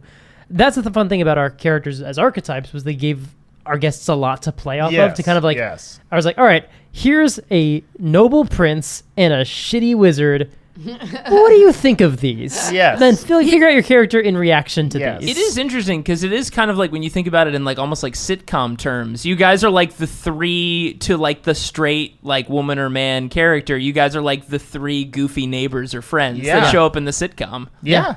Oh yeah, we God. were archetypes. Are you Kramer and you're George? And I am Elaine? George, I think. Yes. Yeah, you're definitely Elaine. I'm definitely Elaine. Yeah. Yeah, I mean, I guess I'm George because I'm always kind of yelling at people. And you just said you're not. It's not chill. Yeah, no chill. No chill. yeah, I nervous. guess I am Kramer. Yeah. Or are you Jerry? I You no, could- I think no. I'm I Kramer. think you're definitely Kramer. Yeah. I think I'm Kramer. So yeah. Yeah. You guys. There we we go. accidentally created D&D Seinfeld. Yeah. Got it. And then our guest was Jerry, essentially. Pretty much. With their observational humor. Yeah. Because a lot of times they were the straight man, or they would Yeah. also come in and be like, okay, I have a clear idea of who my character is. I think Hillary is the one I remember being like, oh, she's a character. Yes. And she is hitting the character. Yes. And she's trying to be the character so hard that I was like, all right, let's just ride this character. 'Cause, Exactly, like, let's Hillary figure was it like, out. I am fucking going. And I was like, oh, shit. Well, that's the funny thing, too. There were a couple others that changed as they went. So, like, I remember Ika was, like, figuring his out, and he was like, okay, I like nobles. I'm down with nobles. And, like, his character developed that comfort level around yes. the nobility. Whereas I love that, you had Stu. I remember, the Yes. funny thing about him was that he was never meant to be, I've talked about this with Daniel a lot, he was never meant to be quite the softie he became, but they had the moment. Response to us. It was it was partly in response to us. It was also in response to like the children who needed help, and like Daniel is like loves the wrestlers who are good with children. Daniel is a teacher, and it was like he was like, oh, this is perfect, and I'm really emotional. Like this is a great conclusion to this character in that arc. Of also like, your most romantic. Yeah. It was Art. really, my, it was my really longest sweet. running boyfriend. Yeah. I did like when he came back and he was like, "Oh, you changed," and that whole That was bickering so subplot great. that happened the whole time, and I'm That was like, good. "Oh." dude, he pulled a lightsaber on you. He I remember that. That was did. great. I was really season 17 is a really strong one. And Jay, do you have any sort of final thoughts? Do you have an article going up? It will have just gone up yesterday, as of the time this podcast drops, on the website, talking about some things you've learned as a DM about the. Did you write an article? I did write an article. Oh. Basically, you can. That was not a setup. No, yeah. That I sounds did. like it. That's because it hasn't been posted by the time this recording. I actually never read it. I didn't know you did it. I can't read. Yeah, Kelly doesn't even know how to Tell read. it to me in visual hand gestures. Kelly only understands shapes. Yep. Yeah, I recommend people check it out and read it. It's basically a distilled of how I like to DM and what like kind of like very simple advice I'd like to leave on like anybody who wants to try DMing or wants to try something new with their style, or maybe it just complements what they do already. Dude, when you started wow. this, you were an amateur DM. Yeah, very much so. And by the end of this, you're an expert now. Yeah. I've lived through people turning into smoke and flying away from my entire I mean, adventure. you've had to deal with the hardest DM things that a DM has to deal with. Which is level 20 characters, Yep. Guest giant stars. combats, guest stars, Egos. separated parties. Yep. I mean, dude, you've had to deal with every hardcore DM situation. Everything And you've everything survived. except for like an evil character. Evil Us player being character. evil player. Yeah, that's Yeah. one of the bigger issues. Is Yeah. Players But being evil. actually, I Yes. mean, that's not a big problem unless the player is an asshole, which Right. which is To me, like if the Yeah, I don't person think leans into being evil and it's part of the story and it Yeah, makes sense, no, there's then ways that's to do it fine. well. It's really I think just- I guess when someone's like trying to hijack a story and like, Yeah. That's the hard. That's Yeah. They're like, really I'm hard. gonna, you know what? I'm just gonna murder everybody in this town just to And, piss and we you were off. all I'm like, here to cool. entertain and not be assholes. Yeah, So, yeah. like, So you I didn't- did have that benefit. Yeah. But yeah, I mean, I like you guys have been like the best players I've ever worked with in terms of like DMing. I haven't DM'd a lot of games, but this has definitely been my favorite adventure. Are you the one that DMs your Warhammer? No, that Daniel actually does those, Oh. and I get to be a goofy player in that Oh, one. He has nice. to like herding cats, me and Nice. Andrew in that adventure. Nice. But yeah, I mean, hurting cats who have access to nukes. yeah, pretty Oh, much. yeah. But yeah, this one, like, I guess I'll tee it up here, and you can read more about it in the article if you're interested. And it's basically that I like my DM style is very much like make it about the players, make it about you guys and your story, and very much like every adventure should be challenging your character arcs in some way. Like each adventure, I would always try to come at it of a way of like, how does Izzy grow after this? How does Horace grow? How does Sweeney grow? Like, it's not like me creating a world in a box and being like, I'll slot you guys in here somehow. Like, I'll make this fit. But like, I try to make it about you guys so that those moments feel more personal. to you It's guys. fun. It's fun, and it's. Well, I mean, I've had DMs that are actively trying to kill me, Oh Yeah. wow. and it's its own kind of fun. It's its own kind of Yeah, fun. because you're kind of competing 'Cause against you're, the game. You're yeah. like, And- all right, Oh. And I'm I- going to survive this. And I know, like, obviously, I've narratively killed all of you guys at one point in Yeah. the game and stuff. But like, there are a lot of times in these people probably listen to those adventures. Like, I set up some really nasty stuff. Oh, you don't say. Oh, And I never yeah. pulled punches in this show at all. I was Really? like, well, we'll see how they figure this out. Is that so? And you did. Oh. And I was really happy that you did. So sometimes I think, even with you saying that, there are some DMs that are like, I'm going to throw a beholder at you guys. You might be leveled, you might be not. And whatever happens, happens. And like, I don't give a fuck. I'm going to follow the rules of the beholder, which is really messed up what they can do. Oh, yeah. And it's like, if you die, well, that's the game, you know? And sometimes that's fun. Yeah. Yeah. It's a little Dark Soulsy, but Yeah. sometimes it's fun. I was never trying to put you guys in no-win scenarios. Right. Like, I 'Cause would... this is a podcast. It'd be really You'd be weird. really if you're weird if like, I was just- well, you guys died, so No more episodes. Yeah. That's the end of the story. It's weird that you guys all died against that giant squirrel. I mean, you did a really good job balancing it, and Yeah. that's what a DM has to do, I think, if they want to actually take a party to level 20. Because the fact is that you're a god. You could do whatever you want. yeah, I You can could DOS be Ex eight- Machina anything Yes, at you any could time. be like, well, you died. You died of a heart attack. Yeah. Sorry. I Pull your literally- sheet. I was having this conversation. Someone was getting ready for their first game as a dungeon master, and they were asking me like, what do? You know, when a player's like pushing back against you about a rules thing, it's like, well, a couple things to bear in mind. One, go over the way the spell's written. They may be interpreting it differently. Two, if they are interpreting it differently, ask them why. You know, like they might have a really good argument. Three, bear in mind that you can stir up their hearts with a word. And like, is it really that bad if they like misread the spell? Because I could destroy you with my mind. Like as the dungeon master, Yeah. I could kill you right now. Yeah. That's the funny thing is like when people are like, aren't you? Because I've run a game of 4 druids. And they have healing Oh. spirit, and they have like, yeah, it's a lot. And people are like, Oh. are you worried about it being unbalanced? Lord's I'm like, work. I could end the sun. I could just stop the sun. No, I'm not worried about it being Hey, unbalanced. you can throw anything there. A Tarask shows up. Good luck. I think it's important as a DM to have a conversation with your players about like the What kind of game they wanna expectations. play. Yeah, what kind Yeah. of game they want to play and Yeah. expectations. Like I once played a game that was with somebody who was playing very hardcore second edition D&D rules, and they were I mean, I had to count the weight of each coin I had in my bag. Yeah, And we've I- talked That's a about this lot. game. Yeah, we've talked about it. And I will say that I appreciated it because it made me like other D&D more. And it also made me go, I would show up and he would be working out when I showed up. He'd be lifting weights. Wow. And then he'd be like, ready for D&D? And I'd be like, this motherfucker's trying to kill me. Like, dude, you look stressed. I'm about to go play D&D, man. And he was. I think this was his way of getting stress out. I'm just being like, I'm going to try to kill these fictional characters. Yes. Jesus Christ. And what was crazy is we survived. Yeah. That's what was nuts. But there is like a bit of rewarding of like being like, I fucking And made me it and out the of other that. team, me and the rest of my D&D team would look at each other and be like, holy shit.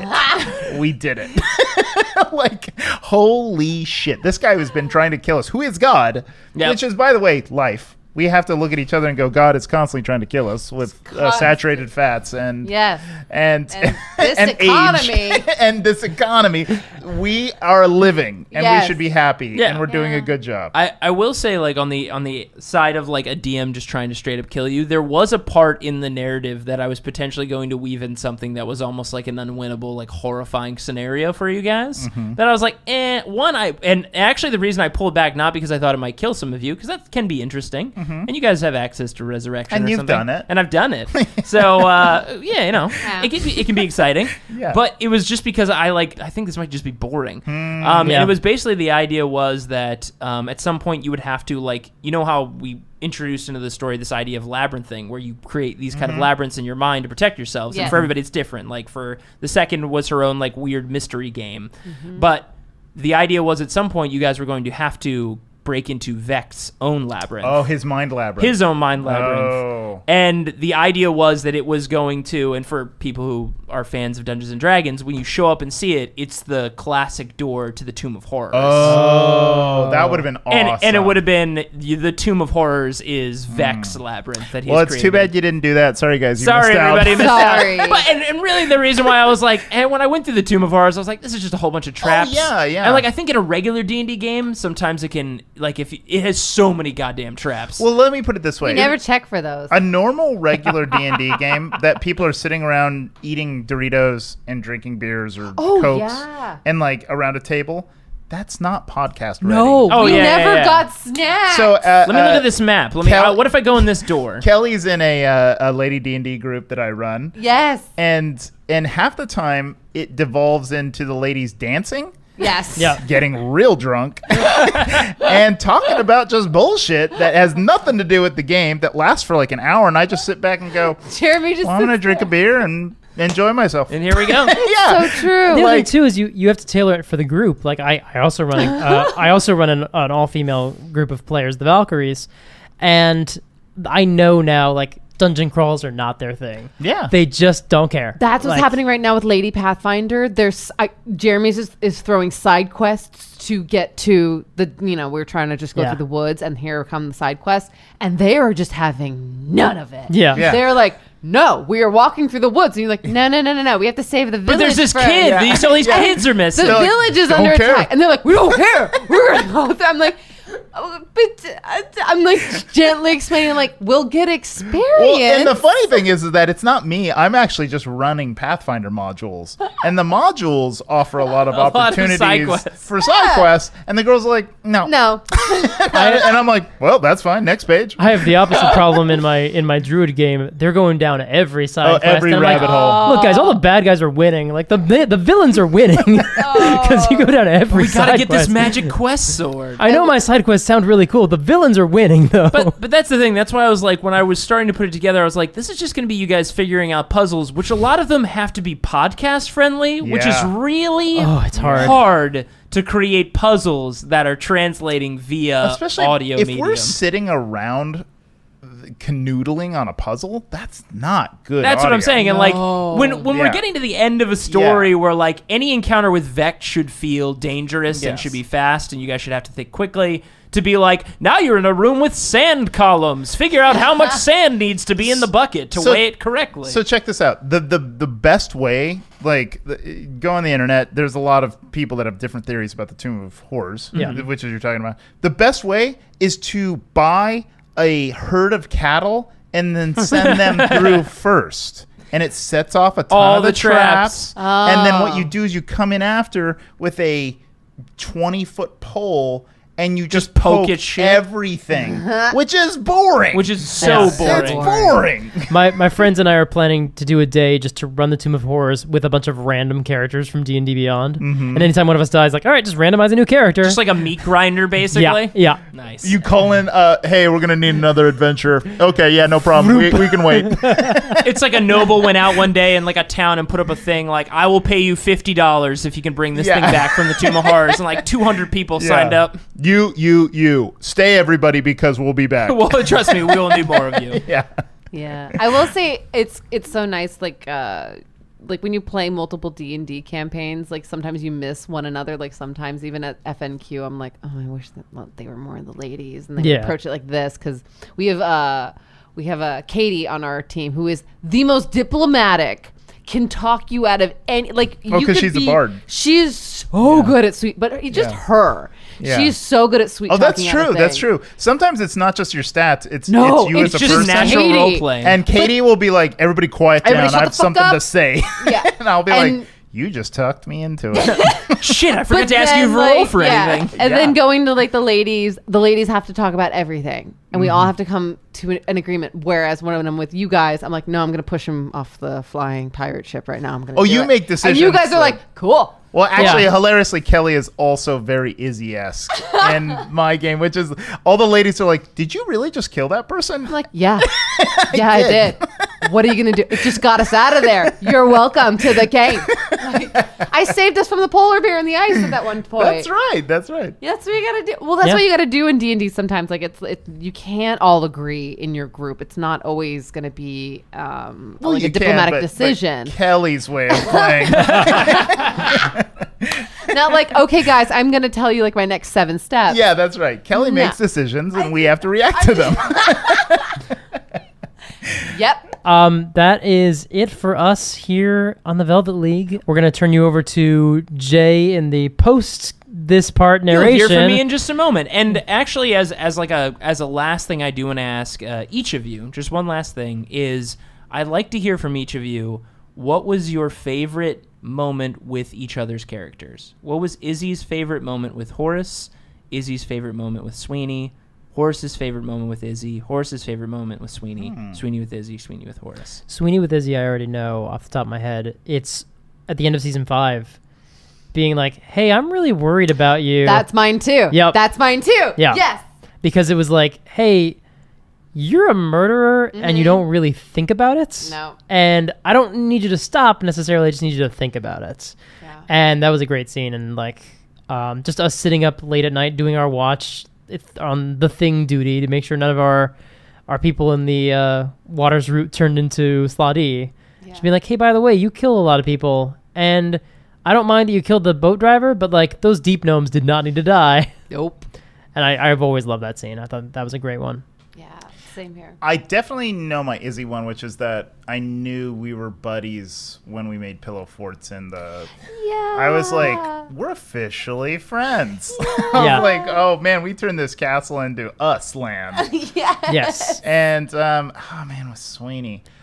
There's multiple moments where I think you and I had connections. Yes. And weirdly enough, like, I can't actually pinpoint the moment, but there was definitely a moment where, like, you challenged me and I was like, oh, I have to be a better person. And I don't remember when that was. I can't remember. Because you did it a few times. Sure. It happened a few. I do remember when you guys kissed in a bathroom. Oh, That was a fun moment. That was a fun one. That's not my favorite. I know, but it's a fun narrative. Weirdly moment. enough, we had the kiss in the bathroom moment, I think, early on when it was me and him alone in a moment. And you and I, Mike, we had this like moment where it was like, we're going to be honest about who we are. And without Izzy. And it was just you and me. I Yeah. thought we like, it might have been the hotel with the dinosaur that fell through the roof or something. But I remember there's this moment. I'm sorry that I don't absolutely You don't listen to the remember. show. It's all right. I don't listen to the show.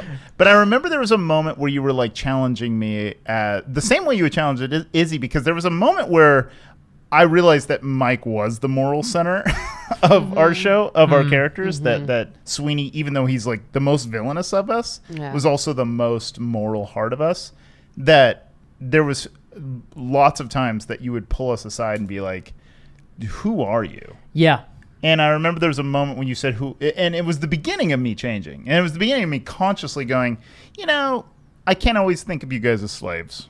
Yeah. Like, I can't always think of you as servants. And I can't always, like, me building a kingdom is selfish and means something that to me as a youthful person, that's probably going to have to change. Yeah. And, like, you going, like, you're going to have to think about who you are. And I don't remember I don't remember moment. what it is either, because it happened a few different times. Yeah, it happened a few times, and I remember having this moment of going like, "Oh, Mike is being Mike, also Sweeney," and I was like, "Yeah, that's true. I can't just be a selfish piece of shit this entire story." Yeah. It's actually funny though. You mentioned the kiss in the bathroom. I remember in season 3 when you and I shared a tent in the lizard folk place, and being like, "Oh, Sweeney definitely has a crush on Horace." Oh wow! Like 100%. That was the moment when I realized, like, oh, Sweeney's bisexual. Oh wow! Definitely is. And also that Horace is so self-centered, I would have never noticed. No. Or just I would assumed. have assumed everybody wants this. Yeah, but because Sweeney never did anything Yes. about it. It would have been too weird for him. I remember a few moments that you were like, "Oh yeah, I like that you're handsome and Yes. wearing something hot." There would be moments where Sweeney would get flustered, which Yeah. were a lot of fun. Yeah. Because it didn't happen often. It was when someone Those would make went a... right over my head. I never picked up on those. What? Well, you weren't I'm Sweeney. literally in the troop. Yeah. But it's different when you're playing the person who True. has the True, crush. true, And true. it's like, there'd be moments where it'd be like, oh, hey, well, this could never be. Like, we'd make jokes about it, but in Sweeney's head, it's like, this is a joke, but like also... Yeah, he does have a crush on I Horace. also It's made never. He would never work. It would never work. I made a real effort not to fuck either of you guys. Thank you. because yeah. it's awkward to fuck your fellow PCs. Like Yeah. it's awkward no matter what. It's always awkward. Like it's always hard to make that work. I've never been in a D&D game where people have actually done that. Have you? Any of you guys been? Yes. in a Oh game yeah, where that's I happened? have. yes, I have, I and haven't. it's almost always kind of awkward. I actually had it worked out really well in our Curse of Strahd game. The druid and the paladin got together. I played the druid's sister, so I had a lot of like judgmental, like, so how are things going with so and so, and it's sort of like this awkward, like, he best not mess with you or you'll kill him because you're a druid and I'm just a cleric. but that one worked out really well. I mean, it's rich with role playing, but at the same that's time, the thing, is like, because we were a very role play heavy game, it worked. yeah, it's like it's just one of those things that I'm like, it could go real wrong. Yes, it definitely could. It could also like our like personalities were never quite like it would have been like Yes. an awkward moment. There wasn't, I don't think any of our personalities in whatever combo was like a true like OTP moment.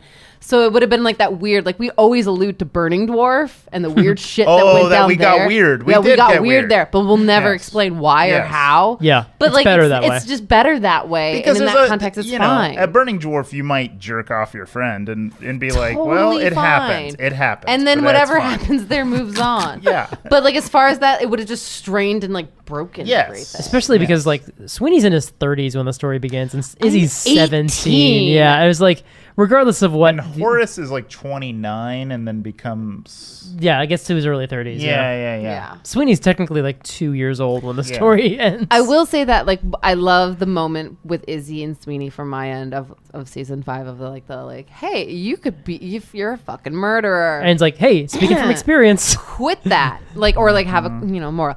But there was a moment several seasons like later or whatever. I remember because Izzy never really like wears nice things. Like she Yes. prefers just to be like nude, covered in mud or like fur.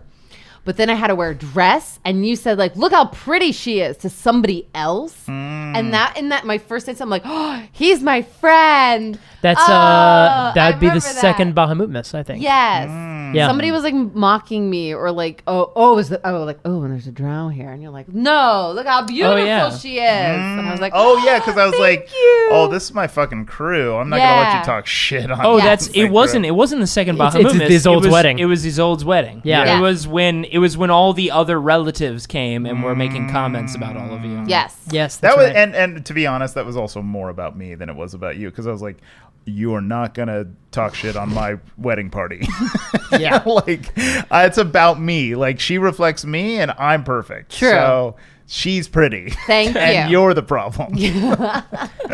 I did also, it's very selfish because it was just, Mike the instigator, but I always loved Sweeney's Bahamut miss outfits and Oh the my way God. that Yeah, the way that Horace would react to them of like, Yeah. Oh, well, I don't know why I thought this would go differently than it did.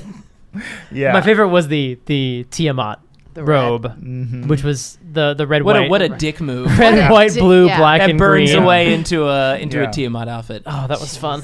Well, guys, Yeah. thank you for playing this crazy ass game with Oh, me it's for the fun. last 3.5 It years. was fun. And let Yeah. me tell stories with you guys. You guys have been awesome. This For sure. isn't the last you'll hear of Kelly either. It's No. true. No, you will hear No. Kelly again. Yeah, don't worry. I'll be back, and it'll be fun. Yeah. Oh, yeah. It'll be We'll a lot talk. of fun. It won't be fun, but No, this show's about to get real grim. yeah, it's going to be Real really hard to dark. listen to. If you thought you wanted puzzles, Puzzles and Traps, the Mike Christensen Show. Puzzles gonna be- and math. It's Puzzle gonna and be math. 2 minutes of silence while we think about it. Nice. And then I'll be like, I got it. Look, No, that's Check not out this piece of paper. No, that doesn't look right. I'm the dungeon master. I can't edit the show now. It's just straight live to tape. Oh, boy. it. Well, it was Yeah. wonderful taking the journey with all you guys. Likewise. It was fun. Yes. Yeah. It was a I lot. look forward to our sophomore slump. Yeah, let's Yeah. fuck this Let's up. just Yeah. do some crazy Yeah, let's Really? really mess this up. Let's get really underwhelming. Yeah, dog. Da-da-da-da-da. We've set up your expectations. Let's fuck it up. All right, guys. Good times. Happy aftermath. Happy aftermath. Bye. Thank you, everybody, for listening to our Velvet League super long, extra special Aftermath. I hope you guys got some fun bits out of that. That was a real joy to record with Kelly, with Mike, with Jeremy, and we're extremely excited about where the show's going. We're going to miss Kelly deeply, but as we've just mentioned, she's going to be back. It's going to be a lot of fun, so a lot of exciting adventures to look forward to. Speaking of which, our next big arc, let's say our next big campaign of the Velvet League doesn't kick off until November. But in the meantime, we're going to tide you over with a Stu's Scary Stories. That's right. We're bringing Daniel Fernandez back, and he is kicking off a very exciting, very Cthulhu-esque scary story starting in October. So as of next week, we'll be kicking that off. It's going to be a lot of fun. And then right after in November, we start the next campaign. So big thank you again to the cast, to Mike for editing this entire series. This has been just what an adventure and experience for me personally. And thank you to all of you, the listeners, for whether you stayed with us from the very beginning or very recently caught up or just came on board. We have a lot more exciting stories to tell. Mike's got some incredible stuff in store for all of you. So I cannot wait to kick off this next campaign and the future of Friday Night Quests. See you then. Yeah, I'm gonna lose the body. So, how much experience do we get? Well, now we have a skeleton army, so that's pretty neat.